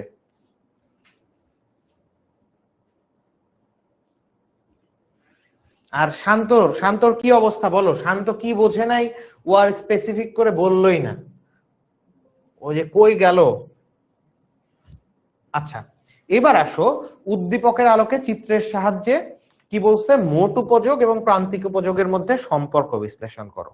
তো মোট উপযোগ আর প্রান্তিক উপযোগের মধ্যে সম্পর্ক বিশ্লেষণ মানে হলো একই গ্রাফে তুমি মোট উপযোগ আর প্রান্তিক উপযোগ রেখা আঁকাবা, অথবা তোমরা আলাদা আলাদা মানে একই পেজের মধ্যে আলাদা আলাদা গ্রাফেও মোট উপযোগ আর প্রান্তিক উপযোগ উপর নিচ করে তোমরা আঁকাতে পারো। কেমন? এইখানে তোমাদের একটা এই যে নিচে এখানে এটা সলভ করা আছে, এখানে দেখাই দিচ্ছি। এই যে তোমরা এই যে ছকটা আছে, এই ছক থেকে নিশ্চয়ই মোট উপযোগ আর প্রান্তিক উপযোগ রেখা আঁকতে পারবা, রাইট? মোট উপযোগ আঁকার জন্য আমি কি করব? মনে রাখবা যে কোনো একটা গ্রাফ আঁকার জন্য আমরা কয়টা চলক লাগে? 2টা চলক। কেন? কারণ এই যে গ্রাফ পেপার, এই যে এরকম, এই গ্রাফ পেপারটা হচ্ছে একটা 2 ডাইমেনশনাল স্ট্যাটিস্টিক্যাল টুল। মানে কি? মানে এর 2টা অক্ষ আছে, একটা এক্স অক্ষ, একটা ওয়াই অক্ষ। তো এই 2টা অক্ষের মাধ্যমে সর্বোচ্চ 2টা জিনিসের সম্পর্ক প্রকাশ করা সম্ভব। তো তাহলে আমরা প্রথমে যখন মনে করো মোট উপযোগ রেখা আঁকবো, তখন কোন কোন চলক নিব? এই ভোগের একক আর মোট উপযোগ, এই 2টা দিয়ে আমি মোট উপযোগ রেখা এঁকে ফেলবো। তারপর প্রান্তিক উপযোগ রেখা আঁকবো, তখন কি করব? এই ভোগের একক আর প্রান্তিক উপযোগ, এই দুইটা নিয়ে আমি প্রান্তিক উপযোগ রেখা এঁকে ফেলবো। তো এইটা তোমরা কি করবা, একই গ্রাফের মধ্যে এঁকে ফেলবা। এই যে এটা যদি আঁকো এইরকম একটা চেহারা দাঁড়াবে, ঠিক আছে, এরকম একটা চেহারা দাঁড়াবে। আবার তোমরা মনে করো যে মনে করলা যে এইটা তো ভাই আমার কাছে একটু কঠিন লাগতেছে, তাইলে তোমরা চাইলে এরকম উপর নিচেও কিন্তু আঁকতে পারবা। এই যে এরকম উপর নিচে মনে করো এই যে মোট উপযোগ রেখা আঁকলে যে এরকম আসবে।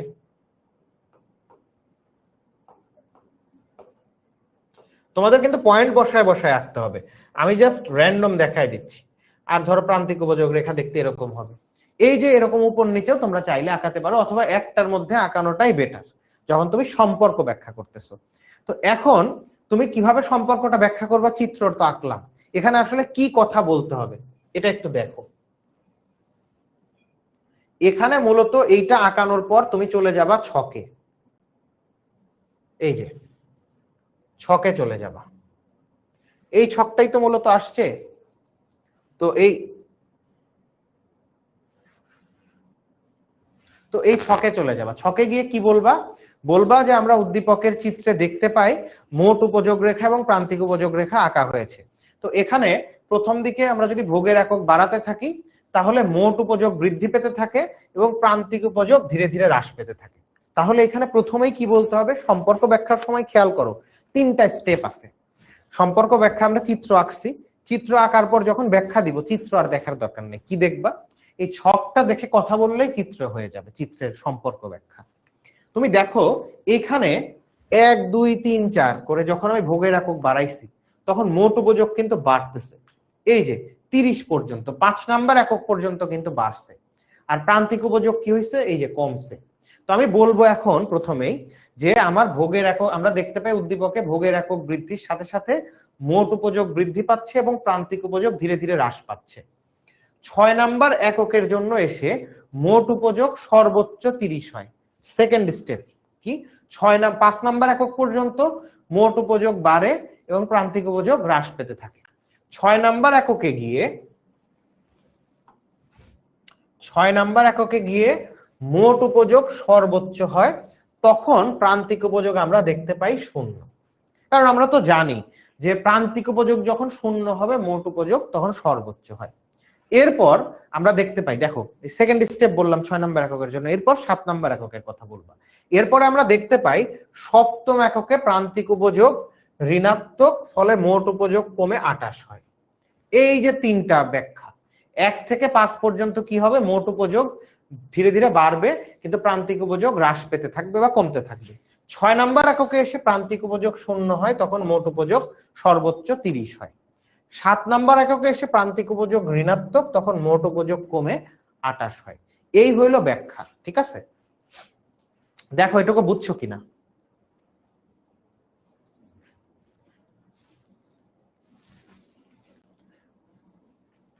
আচ্ছা, সেজুতি দাস বলছো যে ভাইয়া চিত্র আঁকবার সময় কি সব সময় বরাবর হতে হবে? ইয়েস, একদম সোজাসুজি ওপর নিচ।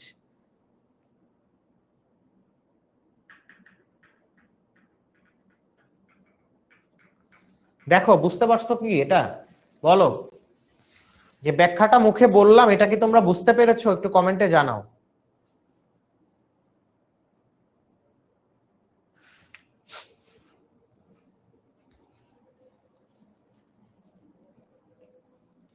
শান্ত, তুমি বলতেছো যে স্যার কলেজে পড়াইছে আপনি পড়াচ্ছেন তাও মাথার উপর দিয়ে যাচ্ছে, এই মাথাটাকে একটু শান্ত করে মানে তোমার পড়ার বইয়ে বসাতে হবে, বুঝতে পারছো?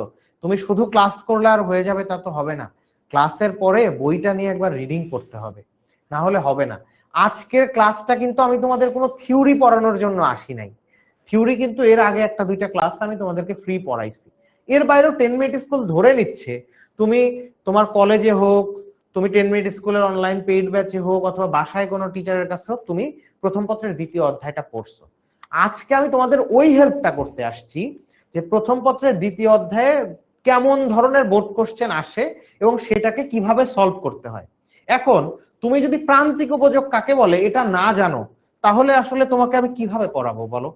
আজকের ক্লাসটা কিন্তু আমার থিওরি বোঝানোর উদ্দেশ্য না, থিওরিটাকে তোমার একটু রিকল করায় দেওয়া, যেটা তুমি পড়ছো, এরপর সেইটা দিয়ে কিভাবে প্রশ্ন সমাধান করতে হয় সেটাই আমি মূলত তোমাদেরকে বোঝাবো। ঠিক আছে, তো আসো।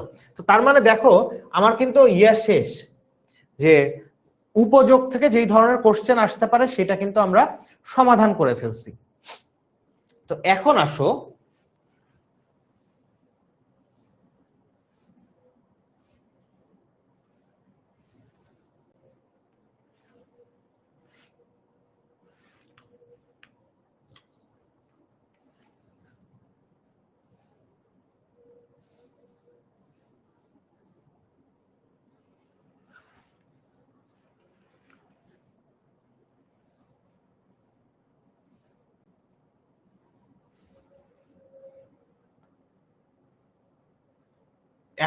এখানে কি বলছে,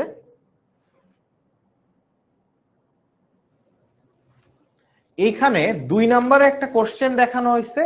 এই কোশ্চেনে একটা সমীকরণ দিয়ে দিছে। ঠিক আছে, সমীকরণ দিয়ে দিছে, উদ্দীপকের চাহিদা সমীকরণের ভিত্তিতে চাহিদা রেখা অঙ্কন করো। এইখানে চাহিদা রেখা অঙ্কন করতে বলছে। তো এখন এইখানে আমার একটা সমীকরণ দেওয়া থাকলে সেখান থেকে আমি চাহিদা রেখা আঁকতে পারবো কিনা সেটা কোশ্চেন। এটা খুবই সহজ কোশ্চেন, এই ধরনের কোশ্চেন সাধারণত আসে। আচ্ছা, যারা জিজ্ঞেস করছে ভাই চিত্র কি আলাদা আলাদা আঁকবো নাকি একসাথে আঁকবো, এটা একটু আগেই তোমাদের 2 বার করে আমি ক্লিয়ার করছি যে একই চিত্রের মধ্যে 2টা যদি আঁকতে পারো তাহলে ভালো, আর যদি আঁকতে না পারো তাহলে কি করবা, তোমরা উপর নিচে 2টা আলাদা আলাদা চিত্রে দেখাই দিতে পারো। আচ্ছা, একজন আমার পরিচয় জিজ্ঞেস করছো, গুড। আমার নাম হচ্ছে জাফর ইমাম, আমি জাহাঙ্গীরনগর বিশ্ববিদ্যালয় থেকে ইকোনমিক্সে অনার্স এবং মাস্টার্স কমপ্লিট করেছি এবং 10 মিনিট স্কুলে তোমাদের প্রায় 3 বছর ধরে ইকোনমিক্স পড়াচ্ছি, আর তার আগে তো বিভিন্ন কোচিং সেন্টার, পার্সোনাল টিউটরিং আরো 3-4 বছর করিয়েছি। সো প্রায় 5-6 বছর, মানে পুরো আমার অনার্স এবং মাস্টার্স লাইফে আমি ইকোনমিক্স পড়ানোর মধ্যে ছিলাম। তো এখন আসো, তো তাহলে আমি যেটা আলোচনায় ছিলাম যে তোমাদের এই ধরনের একটা কোশ্চেন আসতে পারে, গতে একটা সমীকরণ দেওয়া আছে, চাহিদার সমীকরণ, সেই সমীকরণ থেকে চাহিদা রেখা আঁকতে হবে। তো এইটা কিভাবে আঁকতে হয় দেখো, খুবই সহজ।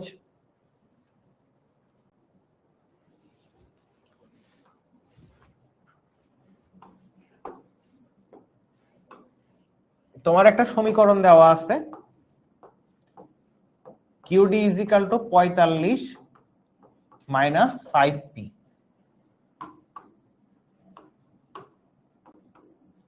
তো এখন এই সমীকরণ থেকে তোমার কি বলছে, চাহিদা রেখা অঙ্কন করো।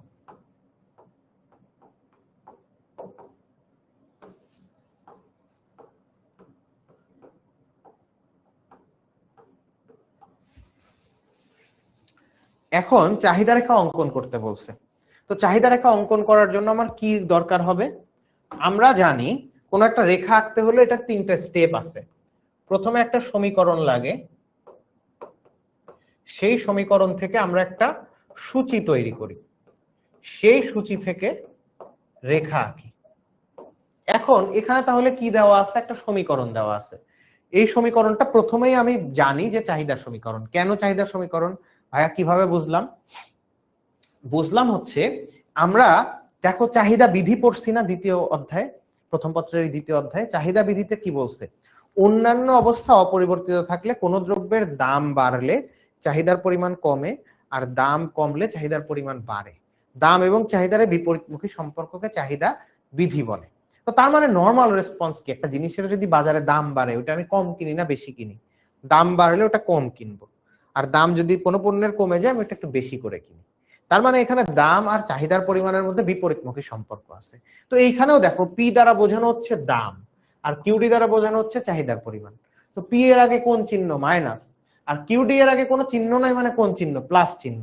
তো এটার আগে প্লাস চিহ্ন, এটার আগে মাইনাস চিহ্ন, সো আমি এটা বুঝতে পারতেছি চাহিদার সমীকরণ। এখান থেকে এখন সূচি তৈরি করব। তা আসো সূচি তৈরি করি। এই পাশে দাম আর এই পাশে চাহিদার পরিমাণ।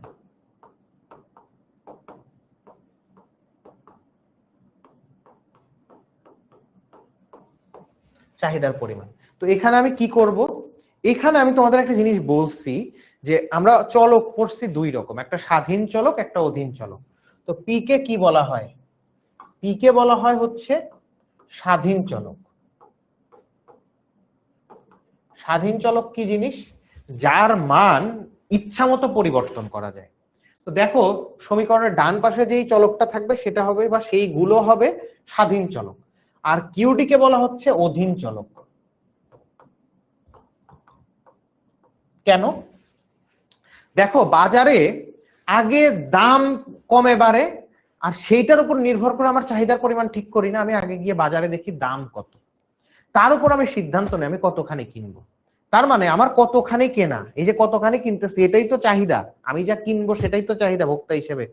তো চাহিদা কতখানি হবে এটা নির্ভর করতেছে বাজারে দামের উপর। বাজারে দাম কমা বাড়া করে, তো আগে দাম কমা বাড়া করে, তার মানে এটা হলো স্বাধীন চলক। তার উপর নির্ভর করে আমি কতখানি কিনবো, মানে চাহিদার পরিমাণ কত হবে এটা ঠিক হয়। এই কারণে দাম ইচ্ছা মতো এখানে আমি 1 2 3 বসাতে পারি, সেইটার উপর নির্ভর করে চাহিদার পরিমাণ বের করা যায়। তো কেমন? ধরো এই সমীকরণে P = যদি 1 হলে, P = 1 হলে কিউডির মান কত হবে? 45 মাইনাস 5P মানে কি 5 আর P গুণন আকারে আছে। তো P এর মান 1 বসালাম, তাহলে দেখো 45 থেকে 5 বাদ দিলে 40। তার মানে P এর মান যখন 1 তখন কিউডির মান 40। এই যে P এর মান 1, কিউডির মান 40। একইভাবে তুমি 2 বসাও, P এর মান 2 বসালে তাহলে কত হচ্ছে? 5 2 10, 5 আর 2 গুণ করলে 10, 45 থেকে 10 বাদ দিলে 35। এরপর কি 3 বসাও, 3 নাও, তাহলে 3 5 15, 45 থেকে 15 বাদ দিলে এখানে 30 আসতেছে। তো আমি 3টা পয়েন্ট পেয়ে গেলাম। এখন এইটা দিয়ে আমি একটা চিত্র আঁকায় ফেলতে পারবো না? এই পাশে দাম, এই পাশে চাহিদার পরিমাণ দিলাম। দেওয়ার পর এখন জাস্ট তুমি 1 2 3 এটা কি দাম, তো তাহলে ঠিক করে ফেলো দামের অক্ষগুলা।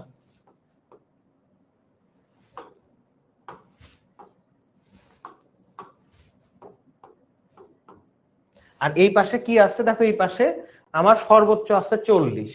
তো তাহলে আমি 10 10 করে যেতে পারি, 10 20 30 এই 40। তো 1 নাম্বার এককের জন্য চাহিদার পরিমাণ কত? 40।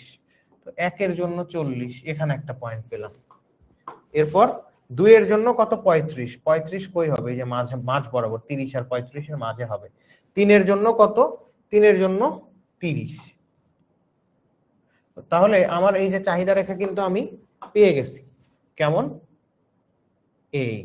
এই হচ্ছে আমার সেই চাহিদা রেখা। নিচে চিত্র,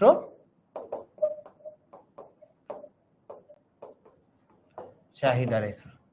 ঠিক আছে, এই বোঝা গেল? দেখো প্রশ্নটা কি বুঝছো?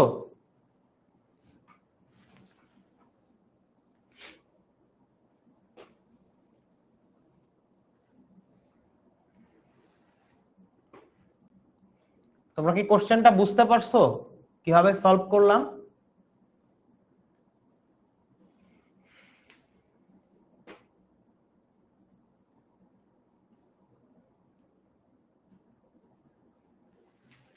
কমেন্টে জানাও কোশ্চেনটা কি বোঝা গেছে।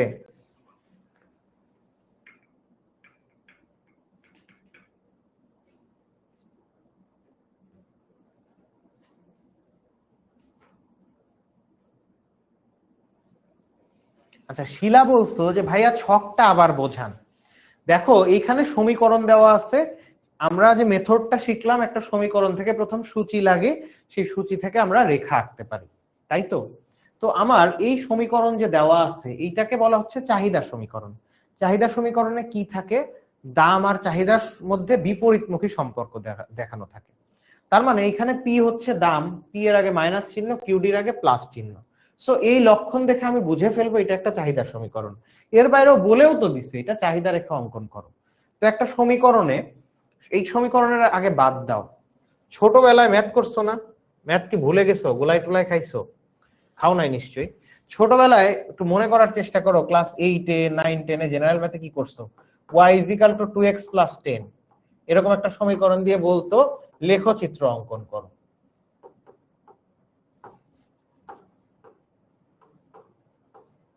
বলতো না? তো তখন লেখচিত্র কিভাবে অঙ্কন করতাম বলো তো? লেখচিত্র অঙ্কন করতাম এই যে এরকম একটা ছক নিতাম, ছক নিয়ে এই পাশে x দিতাম আর এই পাশে y। তো এরপরে x এর মান এই যে এই এক্স এর মান ইচ্ছা মতো বসাতাম, এক্স ইজ ইকাল টু 1 হলে, এক্স ইজ ইকাল টু যদি 1 হয় তাহলে ওয়াই এর মান কত হবে, ওয়াই এর মান কত হবে, তাহলে এখানে 2x মানে কি 2 আর x গুণ আকারে আছে, তাহলে x এর জায়গায় 1 বসাও, যোগ 10, তো কি হতো 2 গুণন 1 2 যোগ 10, এই যে 12, মানে x এর মান যদি 1 হয় তাহলে y এর মান হবে 12। একই ভাবে কি করা যায়, x এর মান যদি 2 হলে y এর মান কত, তাহলে 2 আর এই যে 2x, তো তাহলে x এর জায়গায় আবার 2 বসাও, যোগ 10, তো তাহলে কত 14, কারণ x এর মান এখানে যদি 1 হলে y এর মান হতো কত 12, x এর মান 2 হলে y এর মান 14। তো এইখানে আমরা কি করতাম, এই যে এইটা আসলে স্বাধীন চলক, মানে x যেহেতু ডান সাইডে আছে, এই চলকটা ডান সাইডে আছে, এর মান ইচ্ছা মতো আমি এরকম 1 2 3 5 বসাতে পারি, তার উপর নির্ভর করে y এর মান। দেখো x এর মান 1 হবে কি 2 হবে তার উপর y এর মান কিন্তু ভিন্ন ভিন্ন হচ্ছে, তার মানে x এর মানের উপর y এর মান নির্ভর করে। এইখানেও এরকম সেম একটা জিনিস, দামের উপর চাহিদার পরিমাণ নির্ভর করতেছে, বাজারে দাম আগে পরিবর্তন হয়, কমে বা বাড়ে, তার উপর নির্ভর করে আমার চাহিদা ঠিক হয়, মানে আমি কতখানি কিনবো। ঠিক আছে, একজন জিজ্ঞেস করছে, বলছে যে উম্মে তাসনিয়া পড়শি বলছে ভাইয়া নরমালি বুঝান, অ্যাবনরমালি কেমনে বুঝায়, কোনটা নরমাল একটু বলো। তো এখন দেখো এই সমীকরণে আমার কি করা লাগবে, জাস্ট পি এর মান আমি 1 2 3 এরকম ইচ্ছা মতো বসাবো। তো পি এর মান যদি 1 বসাই, 5 গুণন 1 কত হচ্ছে 5, 45 থেকে 5 বাদ দিলে কত 40, 1 বসালে 40 হলো। তো এখন একই ভাবে যে এইটা একটা দেখাই দিছি, আর তো দেখানোর দরকার নেই। পি এর মান যদি 2 হতো তাহলে কি হতো, এই পি ইন্টু 2, তাহলে 5 দুগুণ 10, 45 থেকে 10 বাদ দিলে কত থাকে 35, তাহলে কিউডির মান 35। তারপর পি এর মান যদি 3 বসাই তাহলে কিউডি কত হবে, এই ছকটা কার কিউডির, তো তাহলে 5 আর পি গুণ আকারে আছে, তো পি এর মান 3 বসালে 3 5 15, 45 থেকে 15 বাদ দিলে হচ্ছে 30, এই যে পি এর মান 3 হলে কিউডির মান 30। তো এখন এইটা ছকে বসাই দিলেই তো হচ্ছে। এখন বোঝা গেছে? হ্যাঁ, শিলা বলছে যে এখন বুঝতে পারছে। পড়শি আপনি কি বুঝতে পারছেন?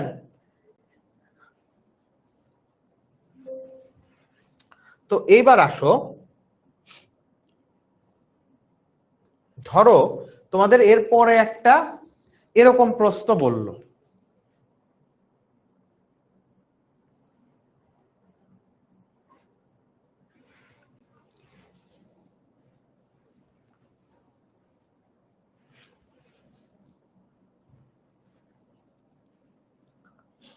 এরকম একটা প্রশ্ন বলল যে কোনো পণ্যের দাম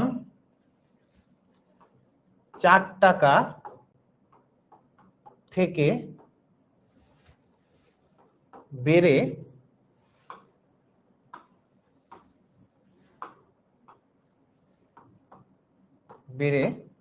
5 টাকা হলে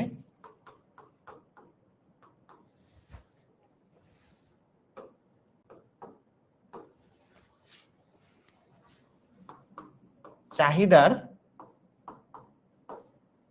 পরিমাণ 50 থেকে কমে 40 হয়। চাহিদা রেখার পরিবর্তন ব্যাখ্যা করো। প্রশ্নটা কি? প্রশ্নটা হলো যে একটা পণ্যের দাম যদি 4 টাকা থেকে বেড়ে 5 টাকা হয় তখন চাহিদার পরিমাণ 50 থেকে কমে 40 হয়, চাহিদা রেখার পরিবর্তন ব্যাখ্যা করো। আগে আসো একটা ছক তৈরি করি, এইখানে যে ঘটনাটা বলছে সেই ঘটনাটা একটা ছকে নেই। তোমরা কি বুঝতে পারতেছো এটা আমরা কোন টপিকটা এখন মানে ইন্ডিকেট করতেছে, কোন টপিকটা নিয়ে আলোচনা করব? তোমাদের প্রথম পত্রের দ্বিতীয় অধ্যায়ে একটা টপিক আছে, সেটা কি চাহিদা, মানে চাহিদার, তোমার যে এই যে চাহিদা, এই চাহিদার কিন্তু কিছু নির্ধারক আছে, মনে আছে? চাহিদার নির্ধারক আছে কি কি? দ্রব্যের নিজস্ব দাম, আয়, রুচি, অভ্যাস, বাজারে ক্রেতার সংখ্যা, বিজ্ঞাপন, এগুলো হচ্ছে চাহিদার নির্ধারক। তো এই নির্ধারকের পরেই একটা আলোচনা আছে যে চাহিদার নির্ধারকগুলো যদি পরিবর্তন হয় তাহলে কি হবে।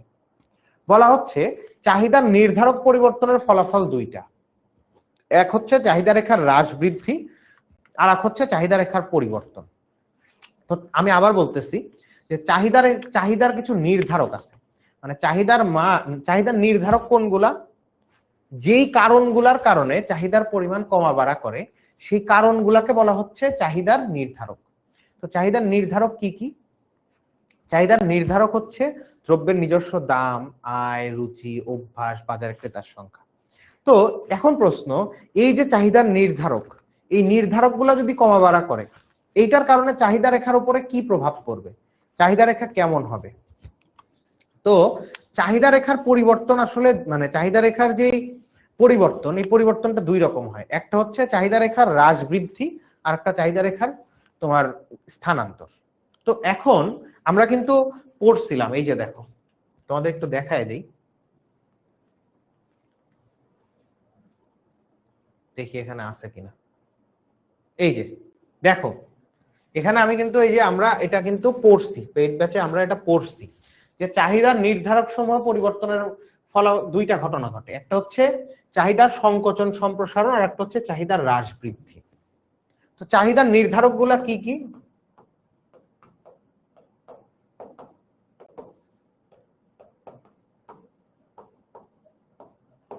দ্রব্যের নিজস্ব দাম,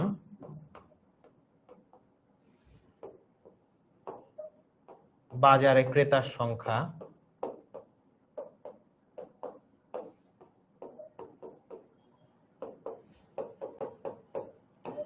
আয়,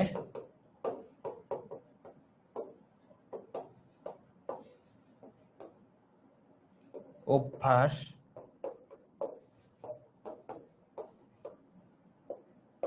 বিজ্ঞাপন ইত্যাদি, এগুলো হলো চাহিদার নির্ধারক। মানে চাহিদার নির্ধারক কোনগুলা, যেই ঘটনাগুলোর কারণে চাহিদার পরিমাণ কমে বা বাড়ে সেগুলোকে বলা হচ্ছে চাহিদার নির্ধারক। তো এখন এই চাহিদার নির্ধারকগুলো যদি পরিবর্তন হয়, এইগুলার কোনো একটা কমলো বা বাড়লো, এইটার কারণে চাহিদা রেখার কি পরিবর্তন হবে? কি পরিবর্তন হয়? দুই রকম পরিবর্তন হতে পারে, একটা চাহিদা রেখার সংকোচন সম্প্রসারণ, আর একটা চাহিদা রেখার হ্রাস বৃদ্ধি। তো সেইখানে আমরা পড়ছিলাম যে কেবল এবং কেবলমাত্র যদি দ্রব্যের নিজস্ব দাম পরিবর্তন হয় তাহলে চাহিদা রেখার সংকোচন বা সম্প্রসারণ হবে। আবার বলতেছি, এই যে অনেকগুলা নির্ধারকের মধ্যে কেবলমাত্র দ্রব্যের যদি নিজস্ব দাম পরিবর্তন হয় তাহলে চাহিদা রেখার কি হবে? সংকোচন বা সম্প্রসারণ, সংকোচন বা সম্প্রসারণ হবে, বা সংকোচন ও সম্প্রসারণ যেটাই লেখো। আর বাদ বাকি যা আছে এইগুলার কোনো একটা পরিবর্তন হলে হবে হচ্ছে চাহিদা রেখার স্থানান্তর।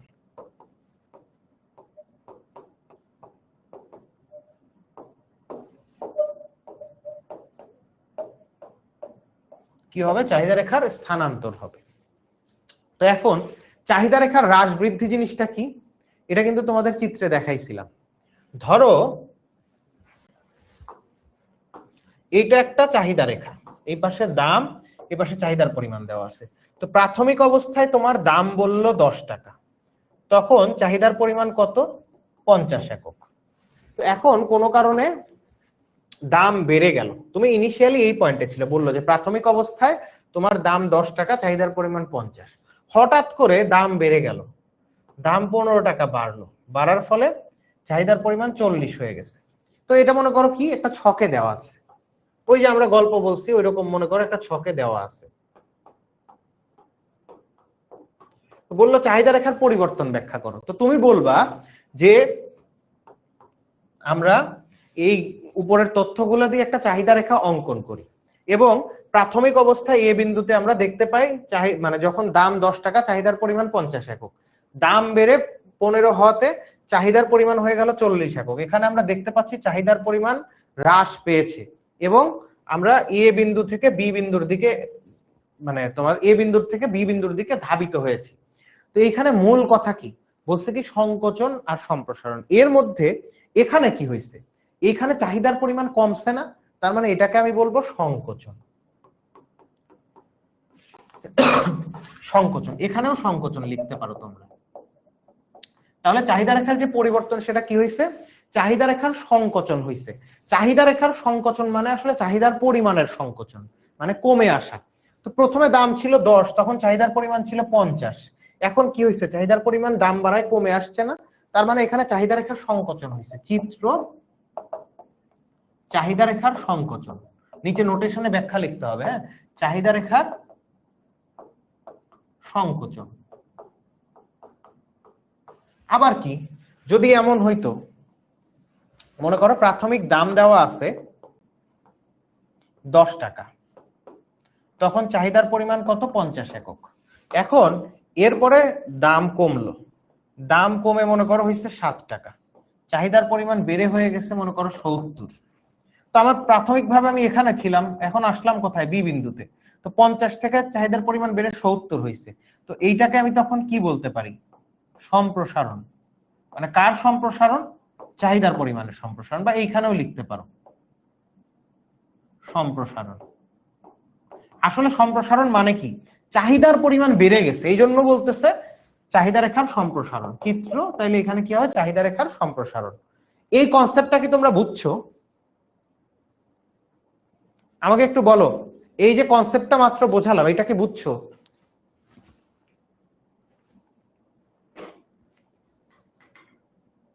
এই তোমাদের এই কনসেপ্টটা বোঝা গেছে?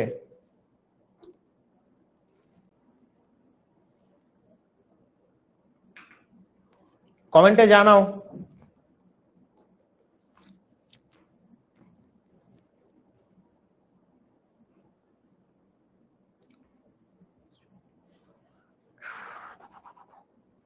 চাহিদা রেখার সংকোচন সম্প্রসারণ ব্যাপারটা কি বুঝছো?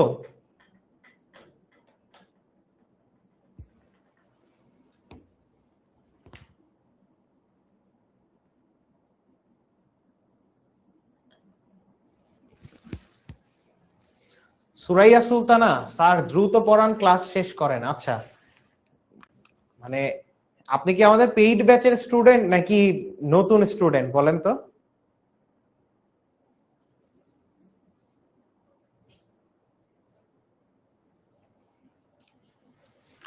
চাহিদার নির্ধারক কি দেখাবো?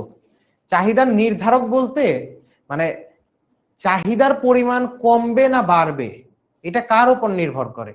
সেটা নির্ভর করে এই চাহিদার নির্ধারক গুলার উপরে। এই নির্ধারকের কোনো একটা পরিবর্তন হলে চাহিদার পরিমাণ কমা বাড়া করে।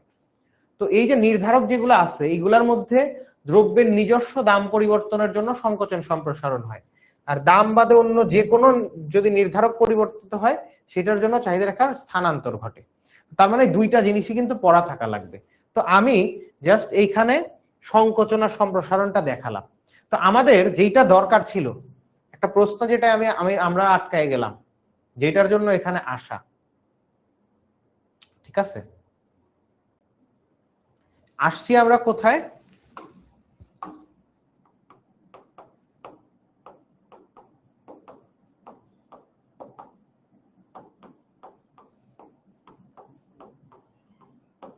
তো এইখানে দেখো গল্পে গল্পে বলছে দাম 4 টাকা থেকে বেড়ে 5 টাকা হলো। এই যে দাম 4 টাকা থেকে বেড়ে 5 টাকা হলো, চাহিদার পরিমাণ 50 থেকে কমে 40 হলো। তো বলছে চাহিদা রেখার পরিবর্তন ব্যাখ্যা করো। তাহলে আগে আমার চাহিদা রেখাটা আঁকতে হবে। তো এই পাশে পি, এই পাশে কিউ। আমি আর আলাদা আলাদা করে বসালাম না, র্যান্ডম মনে করো দিয়ে দিছি যে এইটা হচ্ছে 5, 5 হলে 5 দিলাম কেন, 4 টাকা, তখন চাহিদার পরিমাণ কত? 50 টাকা। এখন দাম বাড়লো, ধরো 5 টাকা হলো, চাহিদার পরিমাণ কত? 40। তো আমি আগে কোথায় ছিলাম? প্রথমে আমার প্রাথমিক বিন্দু এই, এখান থেকে আমি কোন দিকে যাচ্ছি? বি এর দিকে, এই। কিন্তু আমার মূলত ঘটনা কি ঘটছে? চাহিদার পরিমাণ কমে গেছে না? মানে আমার প্রথমে প্রাথমিক বিন্দুটা কত ছিল? 4 টাকার জন্য 50 একক, এই যে 4 এর জন্য কত? 50। এখন চাহিদার পরিমাণ যখন মানে দাম 5 টাকা হয়েছে, চাহিদার পরিমাণ কি হয়েছে? 40 হয়ে গেছে না? কমে গেছে না? তার মানে এটা কি? এটাকে বলতে হবে সংকোচন।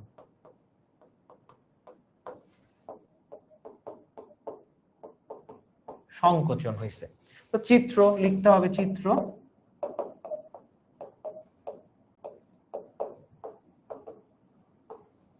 চাহিদা রেখার সংকোচন। তো এখানে ওইটাই ব্যাখ্যা করতে হবে যে দাম 4 টাকা থেকে বেড়ে 5 টাকা হয়, চাহিদার পরিমাণ 50 থেকে কমে 40 হয়, এটি চাহিদা রেখার সংকোচন।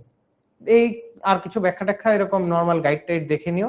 এর সাথে মূলটা এইটা, এটার সাথে কিছু আর মানে নিজের মতো করে ব্যাখ্যা লাগাই দিলেই তখন হচ্ছে তোমার ইয়া হয়ে যাবে, এটার উত্তর হয়ে গেল। আচ্ছা, সুরাইয়া সুলতানা বলছে আপনার পুরাতন স্টুডেন্ট। আপনি কি পেইড ব্যাচের স্টুডেন্ট সুরাইয়া সুলতানা?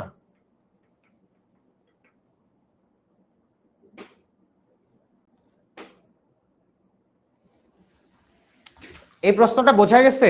এইটার জন্যই মূলত চাহিদা রেখার সংকোচন সম্প্রসারণ দেখালাম। এবং আপনাদের কিন্তু চাহিদা রেখার স্থানান্তরটাও ভালো করে পড়ে নিতে হবে, ঠিক আছে? চাহিদা রেখার স্থানান্তরটাও এটার সাথে সাথে পড়ে নিতে হবে, মানে ওই টপিক থেকেও কোশ্চেন আসতে পারে। অন্য নির্ধারকের একটা চেঞ্জ দেখায় দিলে তখন কিন্তু চাহিদা রেখার স্থানান্তর হবে। আচ্ছা, সাদিয়া আক্তার বলছে যে ভাইয়া এই চ্যাপ্টারে আপনার ইউটিউবে আপনার 2টা ক্লাস আছে অনেক আগের, আমি ওইগুলা এই চ্যাপ্টারে করে শিখেছি। ইয়েস, আমার 2টা ক্লাস ইউটিউবে আপলোড করা আছে। ওই 2টা ক্লাস যদি করেন তাইলে সেকেন্ড চ্যাপ্টার মোটামুটি ক্লিয়ার হয়ে যাওয়ার কথা। যারা ফ্রি ব্যাচের স্টুডেন্ট আছেন তারা ইউটিউবে একটু সার্চ দিয়েন যে এইচএসসি ইকোনমিক্স 10 মিনিট স্কুল, ওখানে গিয়ে দেখবেন আমার 2টা ক্লাস আছে এই প্রথম পত্রের 2য় অধ্যায়ের উপরে, ঠিক আছে?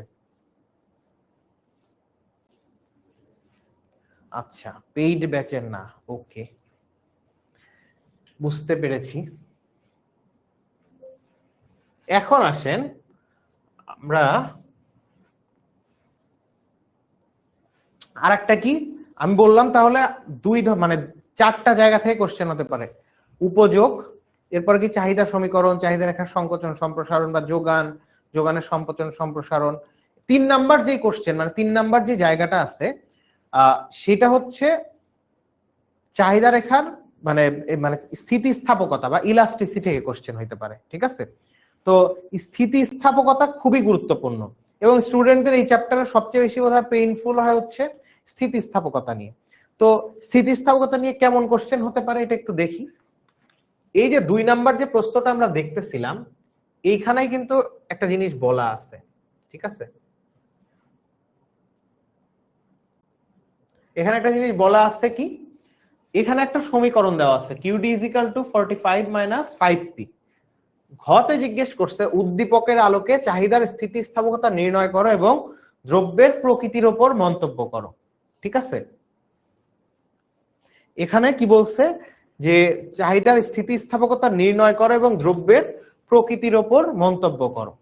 তো তার মানে আমার এখানে চাহিদার একটা সমীকরণ দেওয়া আছে, সেখান থেকে চাহিদার স্থিতিস্থাপকতা নির্ণয় করতে, চাহিদার দাম স্থিতিস্থাপকতা নির্ণয় করতে হবে এবং এটার প্রকৃতি কি, মানে দ্রব্যটা কেমন সেটা ব্যাখ্যা করতে হবে।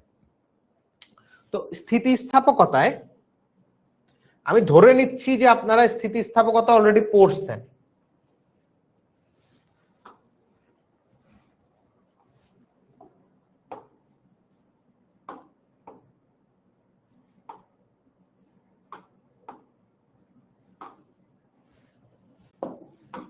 আমরা কি পড়ছি এখন পর্যন্ত 2য় অধ্যায়ে, মানে আপনাদের অলরেডি বাসায় বলেন, টিউটরের কাছে বলেন, এই জায়গাগুলোতে এটা জেনে ফেলার কথা।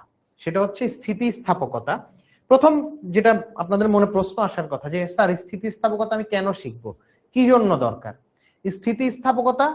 আচ্ছা, নুসরাত জাহান নিঝুম জিজ্ঞেস করেছে কয়টা পর্যন্ত ক্লাস হবে? 8টা অবধি ক্লাস হবে, 5 মিনিট 7 মিনিট এদিক ওদিক হতে পারে, বাট 8টা অবধি ক্লাস হবে, ঠিক আছে? তো স্থিতিস্থাপকতা শেখার আমাদের মূল উদ্দেশ্য হলো স্থিতিস্থাপকতার মাধ্যমে আমরা দ্রব্যের প্রকৃতি নির্ণয় করতে পারি। অর্থাৎ দ্রব্যটা কি সাধারণ, এটা কি ভ্যাবলেন গুড নাকি এটা গিফেন গুড, অর্থাৎ এটা কি উৎকৃষ্ট পণ্য নাকি নিকৃষ্ট পণ্য, বা 2টা পণ্যের মধ্যে কেমন সম্পর্ক বিরাজমান, তারা কি একে অপরের পরিবর্তক নাকি একে অপরের পরিপূরক। এই যে জিনিসগুলা, এইগুলা আমরা স্থিতিস্থাপকতার মাধ্যমে নির্ণয় করতে পারি, মানে দ্রব্যটা কেমন সেই প্রকৃতি নির্ণয় করতে পারি। এটা হলো স্থিতিস্থাপকতা, আমরা এই কারণেই শিখি। তো স্থিতিস্থাপকতা মূলত 3 প্রকার, ঠিক আছে?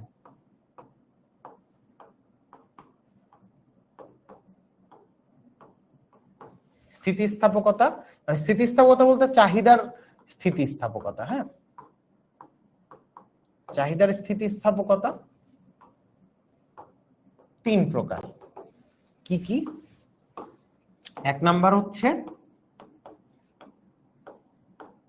চাহিদার দাম স্থিতিস্থাপকতা।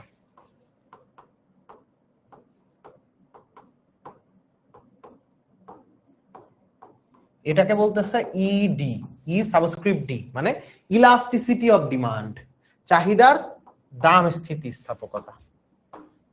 দুই নম্বরে কি? চাহিদার আয় স্থিতিস্থাপকতা।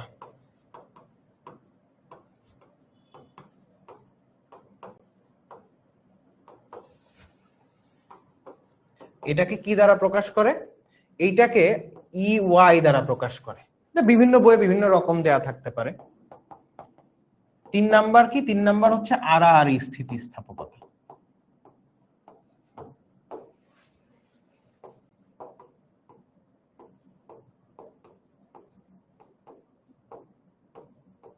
আড়াআড়ি স্থিতিস্থাপকতা এটাকে কি দ্বারা প্রকাশ করে? ইএক্সওয়াই দ্বারা, বা ইসিও অনেক জায়গায় আছে। ঠিক আছে, ইএক্সওয়াই বা ইসি যে কোনোটাই হতে পারে। এখন চাহিদার দাম স্থিতিস্থাপকতা। আচ্ছা, পুষ্পিতা খানম বলছে যে আপনার কথাটা বুঝিনি। কোন কথাটা বুঝেন নাই? আমার কোন কথা বুঝেন নাই? স্থিতিস্থাপকতা। আচ্ছা, আমি আপনাদের একটা পরামর্শ দেই, সেটা হলো, আমি আবারও বলতেছি, আজকের ক্লাসে কিন্তু আমি আপনাদের থিওরি শেখাতে পারবো না। স্থিতিস্থাপকতা নিয়েই গোটা একটা ক্লাস হতে পারে 2 ঘন্টার, যেখানে স্থিতিস্থাপকতা ব্যাপারগুলো আমরা খুব ভেতর থেকে বুঝি। তো আমার ক্লাস, থিওরিটিক্যাল ক্লাস কেমন, এটা তো আপনাদের অনেকের মনে প্রশ্ন আসতে পারে, জাফর ভাই কেমন পড়ায়। তো আমার প্রায় 2-3 বছর আগে, মানে 10 মিনিট স্কুল আমি যখন প্রথম পড়ানো শুরু করি, সেই সময়ের 2টা রেকর্ডেড ক্লাস ইউটিউবে আছে। কি লিখে সার্চ দিবেন? HSC economics 10 minute school. ওখানে গিয়ে দেখবেন প্রথম পত্রের দ্বিতীয় অধ্যায়ের উপরে আমার 2টা ক্লাস আছে। ওই 2টা ক্লাস দেখলে আপনাদের দ্বিতীয় অধ্যায়ের সব থিওরি ক্লিয়ার হয়ে যাওয়ার কথা, এবং ওখানে স্থিতিস্থাপকতাও বোঝানো আছে। ঠিক আছে, তো স্থিতিস্থাপকতা এইটা দ্বারা আমরা দ্রব্যের প্রকৃতি নির্ধারণ করি, মানে দ্রব্যটা কেমন, এটা কি স্বাভাবিক দ্রব্য, এটা কি উৎকৃষ্ট দ্রব্য নাকি নিকৃষ্ট দ্রব্য, অথবা 2টা দ্রব্যের মধ্যে কেমন সম্পর্ক বিরাজমান, তারা কি পরিবর্তক দ্রব্য একে অপরের নাকি পরিপূরক দ্রব্য। এই জিনিসগুলা ডিসিশন নিতে আমার স্থিতিস্থাপকতা লাগে। এবং স্থিতিস্থাপকতাটা 3 প্রকার। আমরা কিসের স্থিতিস্থাপকতা?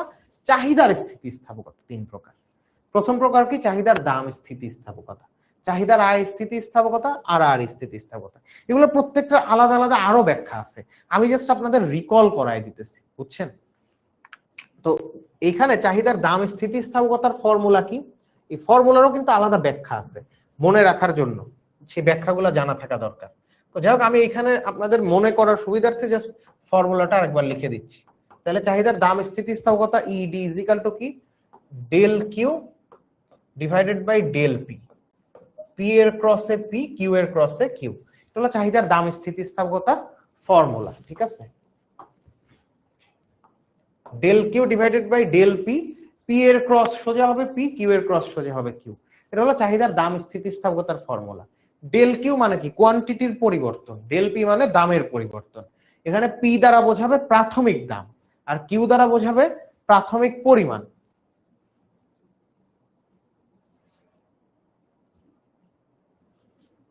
এখন আসো চাহিদার আয় স্থিতিস্থাপকতা, এটার ফর্মুলা কি? এটার ফর্মুলা আগের মতোই। ঠিক আছে, যে ওখানে কি বলছিল? চাহিদার দাম স্থিতিস্থাপকতা, এই জন্য নিচে দাম ছিল। আর এখানে কিন্তু বলছে কি? চাহিদার আয় স্থিতিস্থাপকতা, তাইলে আর দাম থাকবে না, কি থাকবে? আয় থাকবে। Del Q divided by del Y. এই কিউ এর পি এর জায়গায় ওয়াই। পি কেন ছিল?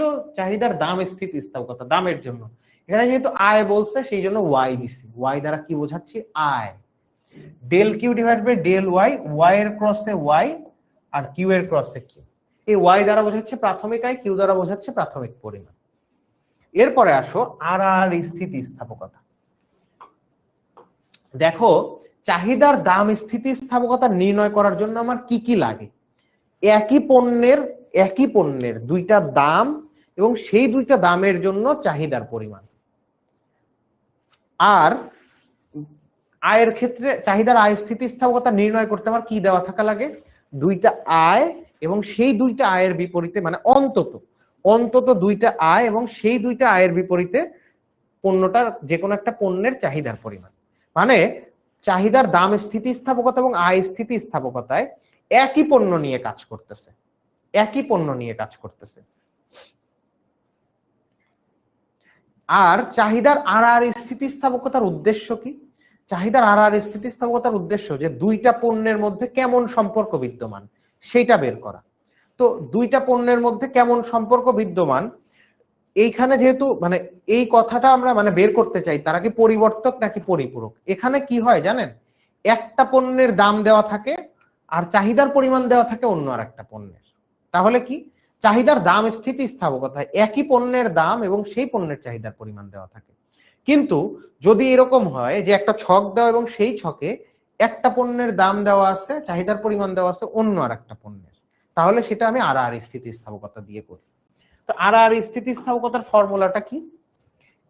এই ই সাবস্ক্রিপ্ট, মানে কোনো কিছু যদি ই এর নিচে লেখা হয় সেটাকে সাবস্ক্রিপ্ট বলে। আর যদি উপরে লিখতাম, মনে করেন অনেক ক্ষেত্রে যদি লেখা যায় সেটা বলে সুপারস্ক্রিপ্ট। এইটা বুঝেন নাই না কি? এটাতে বোঝার কিছু নাই। তো এইটার ফর্মুলা কি? এইখানেও ওই চাহিদার দাম স্থিতিস্থাপকতার মতোই প্রথমে লিখবো del Q divided by del P, P এর ক্রসে পি, কিউ এর ক্রসে কিউ। এরপরে কি পার্থক্য হবে? চাহিদার মানে আর স্থিতিস্থাপকতার ক্ষেত্রে কি বলছি, একটা পণ্যের দাম দেওয়া থাকে অন্য আর একটা পণ্যের চাহিদার পরিমাণ দেওয়া থাকে। মানে এক্স দ্রব্যের দাম দেওয়া থাকলে চাহিদার পরিমাণ দেওয়া থাকবে ওয়াই দ্রব্যের। মানে চায়ের দাম দেওয়া, দামের পরিবর্তন দেওয়া থাকলে চাহিদার পরিমাণ দেওয়া থাকবে কার? কফির। এই জন্য দামের ক্ষেত্রে যে এক্স দ্রব্যের মনে করি দাম পরিবর্তন হচ্ছে, এবং সেই কারণে চাহিদার পরিমাণ কার পরিবর্তন হচ্ছে? ওয়াই দ্রব্যের। এই জন্য ফর্মুলাটা এভাবে লেখা হয়। ঠিক আছে, এটা তো জাস্ট শর্টকাট, মানে আমি আপনাদের ফর্মুলাটা রিকল করাই দিলাম। এইটার একটা ম্যাথ করাবো এই জন্য এই কথাটুকু বললাম, কিন্তু এটা থিওরিটিক্যাল ব্যাকগ্রাউন্ড আপনাদের হয় আমার ফ্রি ক্লাসে জানতে হবে, অথবা মানে যারা পেইড ব্যাচে আসছেন তাদের তো মোটামুটি ক্লিয়ার থাকার কথা। তো এখন বলতে পারেন ভাই 10 মিনিট স্কুল ফ্রি ক্লাস কেন দিল? অনেস্ট উত্তর হলো যে মানে আজকের ক্লাস তো আমরা ধরে নিছি, যেহেতু সামনে আপনাদের মানে হাফ ইয়ারলি এক্সাম, কারো ফার্স্ট টার্ম এক্সাম, তো ধরে নিছি যে প্রথম পত্রের দ্বিতীয় অধ্যায় অ্যাটলিস্ট আপনারা পড়ে ফেলছেন। তো সেইটার সিকিউ সলভ করাচ্ছি যেন ওই সামনের পরীক্ষায় ভালো করতে পারেন। এর আগে আপনাদের আমরা বেশ কিছু থিওরিটিক্যাল ক্লাস করাইছি, ধরে ধরে প্রত্যেকটা টপিক বোঝায়। তো এই ক্লাসগুলোর উদ্দেশ্য যে আমাদের যে অনলাইন ব্যাচটা চলতেছে সেখানে ইকোনমিক্স আছে, আপনি ইকোনমিক্স শুধুমাত্র ইকোনমিক্স কিনতে পারেন আপনার প্রয়োজন অনুযায়ী। সেখানে জিওগ্রাফি আছে, চাইলে শুধু জিওগ্রাফি কিনতে পারেন। ঠিক আছে, তো অনলাইন ব্যাচ চলতেছে, সেই অনলাইন ব্যাচে আমরা কেমন পড়াই, ভাইয়ারা কিভাবে বোঝায়, কি কি পাবো আমরা, সেই জিনিসগুলো যেন বুঝতে পারেন ক্লাসে এসে, সেই জন্য একটা ডেমো ক্লাস বলতে পারেন। বেসিক্যালি এটা একটা ফ্রি ডেমো ক্লাস, যে আমরা আমাদের মানে পেইড ব্যাচে কিভাবে পড়াই, কি কি ম্যাটেরিয়াল দেই, ভাইয়ারা কেমন পড়ায় সেটা যেন এসে দেখতে পারেন। তো এইখানে আমি চাইলে থিওরি বোঝাইতে পারতাম, স্থিতিস্থাপকতা এই সেই, কিন্তু এইখানে আমরা ধরে নিছি এখন অন্তত এসে যে আপনারা দ্বিতীয় অধ্যায় শেষ করছেন, সেটার কোশ্চেন প্র্যাকটিস করাচ্ছি। আর যারা এর মধ্যে ভর্তি হবেন, এখন ভর্তি হইলেও দেরি হয়ে যায় নাই, যেই চারটা বা পাঁচটা চ্যাপ্টার আমরা দুইটা পত্র মিলে পড়াইছি, চারটা চ্যাপ্টার মনে হয় পড়াইছি, এই চারটা চ্যাপ্টারের ক্লাস রেকর্ডেড পেয়ে যাবেন। ঠিক আছে, আচ্ছা। সাকিব শিকদার বলছে যে ভাই আজকে পেইড ব্যাচে ভর্তি হয়েছি, ভেরি গুড। তো এইটা একটা ওভারভিউ যে এই তিন প্রকারের এটা ফর্মুলা। তো এখন আমাদের একটা প্রশ্ন করছে, সেইটা আমরা সলভ করে ক্লাসটা শেষ করব। ঠিক আছে,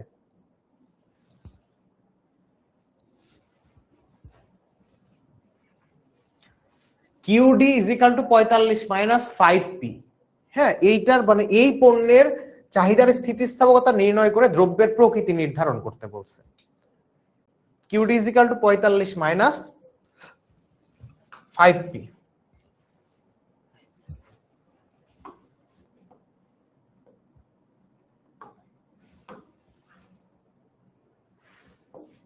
তাহলে QD is equal to 45 minus 5p। এটা হলো ফর্ম, মানে আমার একটা সমীকরণ দেওয়া আছে, এই সমীকরণের মানে বা এই পণ্যের চাহিদার দাম স্থিতিস্থাপকতা নির্ণয় করতে বলছে এবং সেটার প্রকৃতি নির্ধারণ করতে বলছে। তো এখন এইটার আমার স্থিতিস্থাপকতা যদি নির্ণয় করতে হয়, প্রথমে আমার আগে ছক তৈরি করা লাগবে বা সূচি, এবং সেই সূচিতে কি থাকা লাগবে, অন্তত দুইটা দাম এবং সেই দুইটা দামের বিপরীতে চাহিদার পরিমাণ। তো এই পাশে হচ্ছে পি আর এই পাশে চাহিদার পরিমাণ। কিউডি মানে হচ্ছে কোয়ান্টিটি ডিমান্ডেড বা চাহিদার পরিমাণ। তো প্রথমে আমি দাম যদি 1 টাকা হয়, এই পি কি স্বাধীন চলক, একটু আগেই দেখাইছি, মানে পি এর মান ইচ্ছা মতো বসানো যায় এবং সেই জন্য কিউডি আসে। তো এখন পি এর মান যদি আমি 1 বসাই তাহলে কিউডি কত হয়, 5 গুণন 1। এই পি এর মান 1 বসাচ্ছি, তাহলে 5 গুণন 1 5, 45 থেকে 5 বাদ দিলে 40। তো পি যদি 2 হয় তাহলে কিউডি কত হবে, একটা করেই দিই, আপনারা তো আবার অনেক সময় কনফিউজড হয়ে যাচ্ছেন। এই যে পি এর জায়গায় 2 বসালাম, তাহলে 45 মাইনাস কত 10, 35 হচ্ছে। সো এই যে 2 হলে 35। তো স্থিতিস্থাপকতা নির্ণয়ের জন্য দুইটা দাম আর দুইটা চাহিদার পরিমাণ হলেই এনাফ। এখন কি আমরা ফর্মুলা প্রয়োগ করব, যে আমরা জানি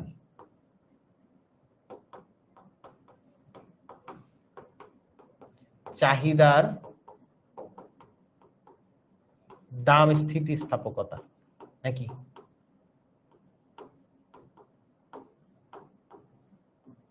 চাহিদার দাম স্থিতিস্থাপকতা ইডি সমান সমান, ফর্মুলা কি লিখছিলাম, del Q divided by del P, P এর ক্রসে পি, কিউ এর ক্রসে কিউ, এটা ছিল ফর্মুলা। তো ডেল কিউ মানে কি, মানে কোয়ান্টিটির চেঞ্জ বা পরিমাণের পরিবর্তন। তো পরিমাণের পরিবর্তন কি হয়েছে, 40 থেকে 35 হয়েছে। তো পরিবর্তনটা কিভাবে বের করতে হয়, পরেরটা মাইনাস আগেরটা। তো তাহলে উপরে কি হবে, পরেরটা মাইনাস আগেরটা যদি হয় তাহলে উপরে পরিমাণ কত, 35 মাইনাস 40, নিচে ডেল পি মানে দামের পরিবর্তন। দামের পরিবর্তন কিভাবে বের করব, পরেরটা মাইনাস আগেরটা, এই যে 2 মাইনাস 1 গুণন, এই পি মানে কি, প্রাথমিক দাম মানে ইনিশিয়াল প্রাইস, পি মানে প্রাথমিক দাম, প্রাথমিক দাম কত 1, আর কিউ মানে হচ্ছে প্রাথমিক পরিমাণ, প্রাথমিক পরিমাণ কত 40। তো তাহলে এখন এটা যদি আমরা করি তাহলে 35 থেকে যদি 40 বাদ দেই, ছোট সংখ্যা থেকে বড় সংখ্যা যদি বাদ দেই, ঋণাত্মক আসবে -5, আর নিচে আসবে 1, এইখানে আসবে 1/40। তো 5 দিয়ে যদি 40 কে কাটাকাটি করি কত হচ্ছে 8, মানে আলটিমেটলি রেজাল্ট আসতেছে আমার কত, মাইনাস, এই যে ইডি সমান সমান -1/8। ঠিক আছে, এইটা আমার স্থিতিস্থাপকতার মান আসছে, খেয়াল করে দেখেন, -1/8। তো এখন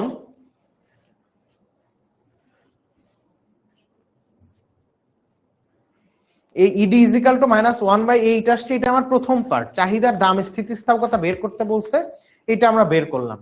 চাহিদার দাম স্থিতিস্থাপকতা কিভাবে বের করে এটা কি বুঝছেন, চাহিদার দাম স্থিতিস্থাপকতা কিভাবে বের করে করলাম, এটা কি দেখে বোঝা গেল? এখন কেউ যদি স্থিতিস্থাপকতা টপিকটাই আজকে জীবনে প্রথমবারের মতো দেখেন, তার জন্য বোঝাটা কঠিন, কারণ আজকের ক্লাসটা সলভ ক্লাস, আমি থিওরি বোঝাচ্ছি না, জাস্ট আমি তাও এমসি মানে ফর্মুলাটা আপনাদের মনে করাই দিছি। তো এইটা একটা মাথায় রাখতে হবে, ঠিক আছে? তো এখন এখন আমার যে দ্বিতীয় কাজটা রয়ে গেছে সেটা হচ্ছে প্রকৃতি নির্ধারণ করা, ঠিক আছে? এখন আমার কি করতে হবে, এই দ্রব্যের প্রকৃতি নির্ধারণ করতে হবে। প্রকৃতি নির্ধারণ করার বুদ্ধিটা কি, প্রথম যেটা কথা, চাহিদার দাম স্থিতিস্থাপকতা সবসময় ঋণাত্মক হয়, মানে চাহিদার দাম স্থিতিস্থাপকতা যদি আপনি বের করেন সবসময় এটা মাইনাস মান আসবে। তো সবসময় যেহেতু কেন সবসময় মাইনাস মান আসে, কারণ চাহিদার দাম স্থিতিস্থাপকতায় আমি কি কি চেঞ্জ দেখি, দাম আর চাহিদার পরিমাণ, এই দুইটা জিনিসের মধ্যে পরিবর্তন দেখি। তো দাম আর চাহিদার পরিমাণের মধ্যে সম্পর্ক কেমন, দাম বাড়লে চাহিদার পরিমাণ কমে, আর দাম কমলে চাহিদার পরিমাণ বাড়ে। তার মানে দাম আর চাহিদার পরিমাণের মধ্যে বিপরীতমুখী সম্পর্ক। যেহেতু বিপরীতমুখী সম্পর্ক, এই জন্য এই যে চাহিদার দাম স্থিতিস্থাপকতা সব সময় ঋণাত্মক হবে। তো তাহলে আমার প্রকৃতি নির্ধারণ করার সময় কি করা লাগবে, মাইনাস মানটাকে মানে মাইনাসটা বিবেচনার বাইরে রাখতে হবে। এই জন্য এই যে ইডি মডুলাস বা পরম মান চিহ্ন ব্যবহার করা হয়, ED modulus, ED modulus, modulus দিলে তখন হয়ে যাচ্ছে 1/8। চাহিদার দাম স্থিতিস্থাপকতা আমরা এই যে দুই পাশে বার দিলাম, এই বারটাকে বলে মডুলাস বা পরম মানের চিহ্ন। -1/8 তখন +1/8 হয়ে গেল। এবার আমার ডিসিশন নিতে হবে যে চাহিদার দাম স্থিতিস্থাপকতা যে ED modulus is equal to 1/8, এটা হলে পণ্যটা কেমন? পণ্যটা কি প্রয়োজনীয়, নাকি পণ্যটা স্বাভাবিক, নাকি পণ্যটা বিলাস? এই ডিসিশন নেওয়ার জন্য এই যে এইখানে দেখেন, যদি ইডি এটা যদি 1-এর কম হয়, যদি 1-এর কম হয় বা 1-এর চেয়ে ছোট হয়, তাহলে পণ্যটা হবে প্রয়োজনীয়, প্রয়োজনীয় পণ্য। এটা হলো ডিসিশন রুল, যে আমি নির্ণয় করার পরে এখন কেমন পণ্য কিভাবে ডিসিশন নেব। ইডি মডুলাস এইটা যদি 1-এর সমান হয়, তাহলে পণ্যটি স্বাভাবিক। আর ইডি মডুলাস এটা যদি 1-এর চেয়ে বড় হয়, তাহলে পণ্যটি বিলাস দ্রব্য।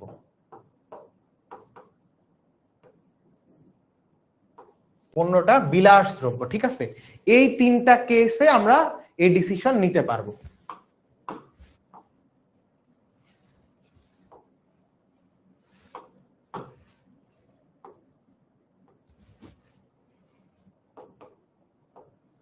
এই ডিসিশন নিতে পারবো।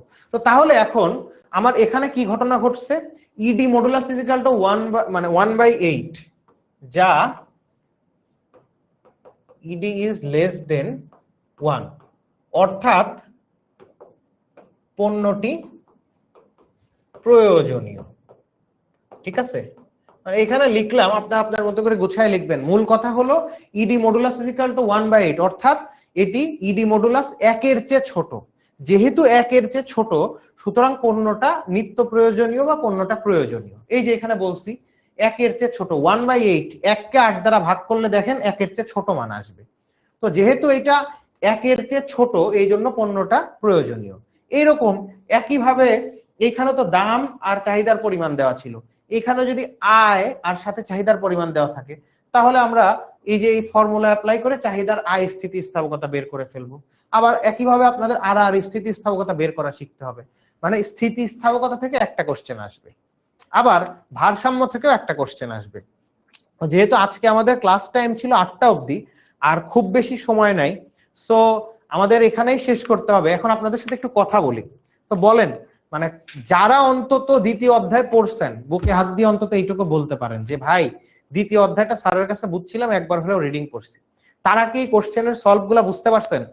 এখন যদি এমন হয় যে জীবনে এই প্রথম আপনি দ্বিতীয় অধ্যায় আসলে পড়তে আসছেন, এসেই কোশ্চেন সলভ দেখতেছেন, তাহলে এই ক্লাসটা আসলে বুঝতে পারবেন, এটা একটু বেশি এক্সপেকটেশন হয়ে যায় মনে হয়। তো যারা এই চ্যাপ্টারের সাথে মোটামুটি পরিচিত, তারা কি আজকে কনসেপ্ট গুলা ক্লিয়ার হওয়া বা প্রশ্নের সমাধান গুলা কি বুঝতে পারছেন? আমাকে একটু কমেন্টে জানান। বা ক্লাসটা কেমন লাগলো জানান।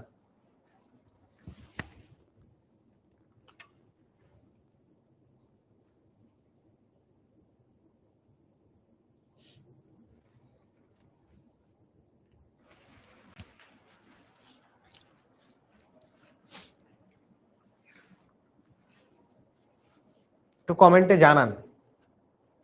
আচ্ছা, সিদরাতুল মুনতাহা আদিবা বলছো যে ভাই আমার একটা কোশ্চেন ছিল। কি কোশ্চেন বলেন?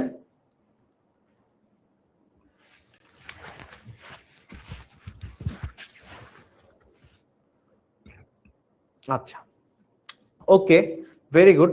তাহলে এখন আপনাদের জন্য আমি কিছু জিনিস বলি, সেটা হলো আপনারা মানে যে যেখানেই আছেন পড়াশোনা একটু সিরিয়াস হয়ে যান। খুব বেশি আর সময় নাই, সামনে বিশাল বিপদ। এবং ইকোনমিক্স হচ্ছে আপনার পরীক্ষার আগের রাতে বা পরীক্ষার 7 দিন আগে বসে শেষ করে ফেলবো, এটারে সাইজ করে ফেলবো, এটা হবে না। ইকোনমিক্স আপনারা সাইজ করে ফেলবে, যেহেতু ইকোনমিক্স নিয়েই ফেলছেন, সো এখন এটা কিন্তু নিয়মিত পড়তে হবে। নিয়মিত পড়লে ইকোনমিক্স নিয়ে কোনো ভয় নাই।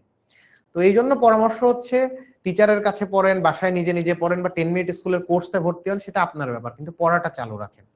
আর আমি তথ্যটা দিয়ে দেই, সেটা হচ্ছে আমাদের 10 মিনিট স্কুলে 27 এইচএসসি 27-এর জন্য অনলাইন ব্যাচ আছে, সেখানে ইকোনমিক্স আছে, জিওগ্রাফি আছে। আলাদা আলাদা ভাবে ইকোনমিক্স বা আলাদা জিওগ্রাফি কিনতে পারেন, দুইটা একসাথেও কেনা যেতে পারে। তো আজকের এই ক্লাসের পরে এইচএসসি 27 স্টার স্টুডেন্টস ওই গ্রুপে আমি একটা পোস্ট করে দিব, নিচে আপনাদের একটা প্রোমো কোড সহ আমি এই কোর্সের লিঙ্কটা দিয়ে দিব। প্রোমো কোডে আপনারা ডিসকাউন্টে কিনতে পারবেন, ঠিক আছে? ওইখানে আমি কোর্সের লিঙ্ক দিয়ে দিব, সেই লিঙ্ক এবং প্রোমো কোড দিয়ে দিব। ওই প্রোমো কোডটা আপনি কোর্সটা কেনার সময় দেখবেন প্রোমো কোড দেওয়ার একটা জায়গা আছে, দিলে এই কোর্সটা আপনারা ডিসকাউন্টে কিনতে পারবেন। এবং এখানে আমরা মোটামুটি 2 পত্র মিলে 4টা বা 5টা চ্যাপ্টার কমপ্লিট করছি। তো এই চ্যাপ্টারগুলোর যে রেকর্ডেড ভিডিও সেটা আপনারা পেয়ে যাবেন, আর বাদ বাকিগুলো তো লাইভ ক্লাস পাবেন। এবং মানে যে ক্লাসগুলো অলরেডি হয়ে গেছে সেগুলোর রেকর্ডেড ক্লাস দেখার পর কোনো সমস্যা হলে লাইভ জুম সেশন আছে আমাদের, ওখানে আমরা টিচাররাই থাকি, ওখানে কোশ্চেন করে আপনারা এটা ক্লিয়ার হয়ে যেতে পারবেন। তাহলে এখন অনেকে বলছেন যে আচ্ছা ভাল লাগছে এই সেই, ঠিক আছে, আপনাদের একটা কাজ আছে, যে আজকে আমরা ক্লাস নিলাম, পড়াইছি বা জাফর ভাই পড়াইছে, এটা আপনাদের ভালোও লাগতে পারে খারাপও লাগতে পারে। তো যেমনই লাগছে এটার একটা করে রিভিউ দিয়ে দিবেন। রিভিউটা কোথায় দিবেন? সেটা হচ্ছে ওই যে আপনাদের যে বড় গ্রুপটা আছে না 10 মিনিট স্কুলের, আপনাদের ব্যাচের এইচএসসি 27 স্টার স্টুডেন্টস, এই গ্রুপটাতে আজকের ক্লাসের যে কোনো একটা মোমেন্টের স্ক্রিনশট নিয়ে ওইখানে একটা রিভিউ পোস্ট করে দিবেন, যে আজকের ক্লাসটা কেমন ছিল, ভালো লাগলে ভালো বলবেন, খারাপ লাগলে খারাপ বলবেন, বাট এইচএসসি 27 স্টার স্টুডেন্টস গ্রুপে একটা রিভিউ দিয়ে দিন। তো এই হচ্ছে ব্যাপার। আর আমি একটা ভিডিও পোস্ট করে দিব, ওই ভিডিওর নিচে আমি প্রোমো কোড সহ কোর্সের লিংক দিব, যারা মনে করেন কেনা দরকার কিনে নিতে পারেন। কিন্তু ব্যাপার হলো 10 মিনিট স্কুলে পড়েন আর অন্য জায়গায় পড়েন, নিজেকে ফাঁকি দিয়েন না, নিজের বাবা মার কষ্টার্জিত অর্থ খরচ করে পড়তেছেন, বাবা মাকে ফাঁকি দিয়েন না, ঠিক আছে? পড়াশোনাটা চালু রাখেন। আজকে তো বুঝলেন যে মানে কি অবস্থা, কোথায় আছি, যে দ্বিতীয় অধ্যায় কিন্তু অলরেডি মানে পড়ায় অনেক স্কুল কলেজে কিন্তু 4র্থ অধ্যায় পর্যন্ত চলে গেছে। তো সেইখানে দ্বিতীয় অধ্যায়ে আপনাদের যদি পড়াই না থাকে, সামনের পরীক্ষায় কি করবেন? আর যেটা আরো পরামর্শ, যে শুধু মানে পড়লে হবে না, ওই শুধু থিওরি ক্লাস করলে হবে না, সাথে সাথে গাইড থেকে বোর্ড কোশ্চেন সলভ করতে হবে। বেশি বেশি বোর্ড কোশ্চেন সলভ করার মানে ছাড়া আর কোনো গতিই নাই ভালো করার। সো আপনারা ভালো থাকেন, সুস্থ থাকেন, আপনাদের জন্য দোয়া, শুভ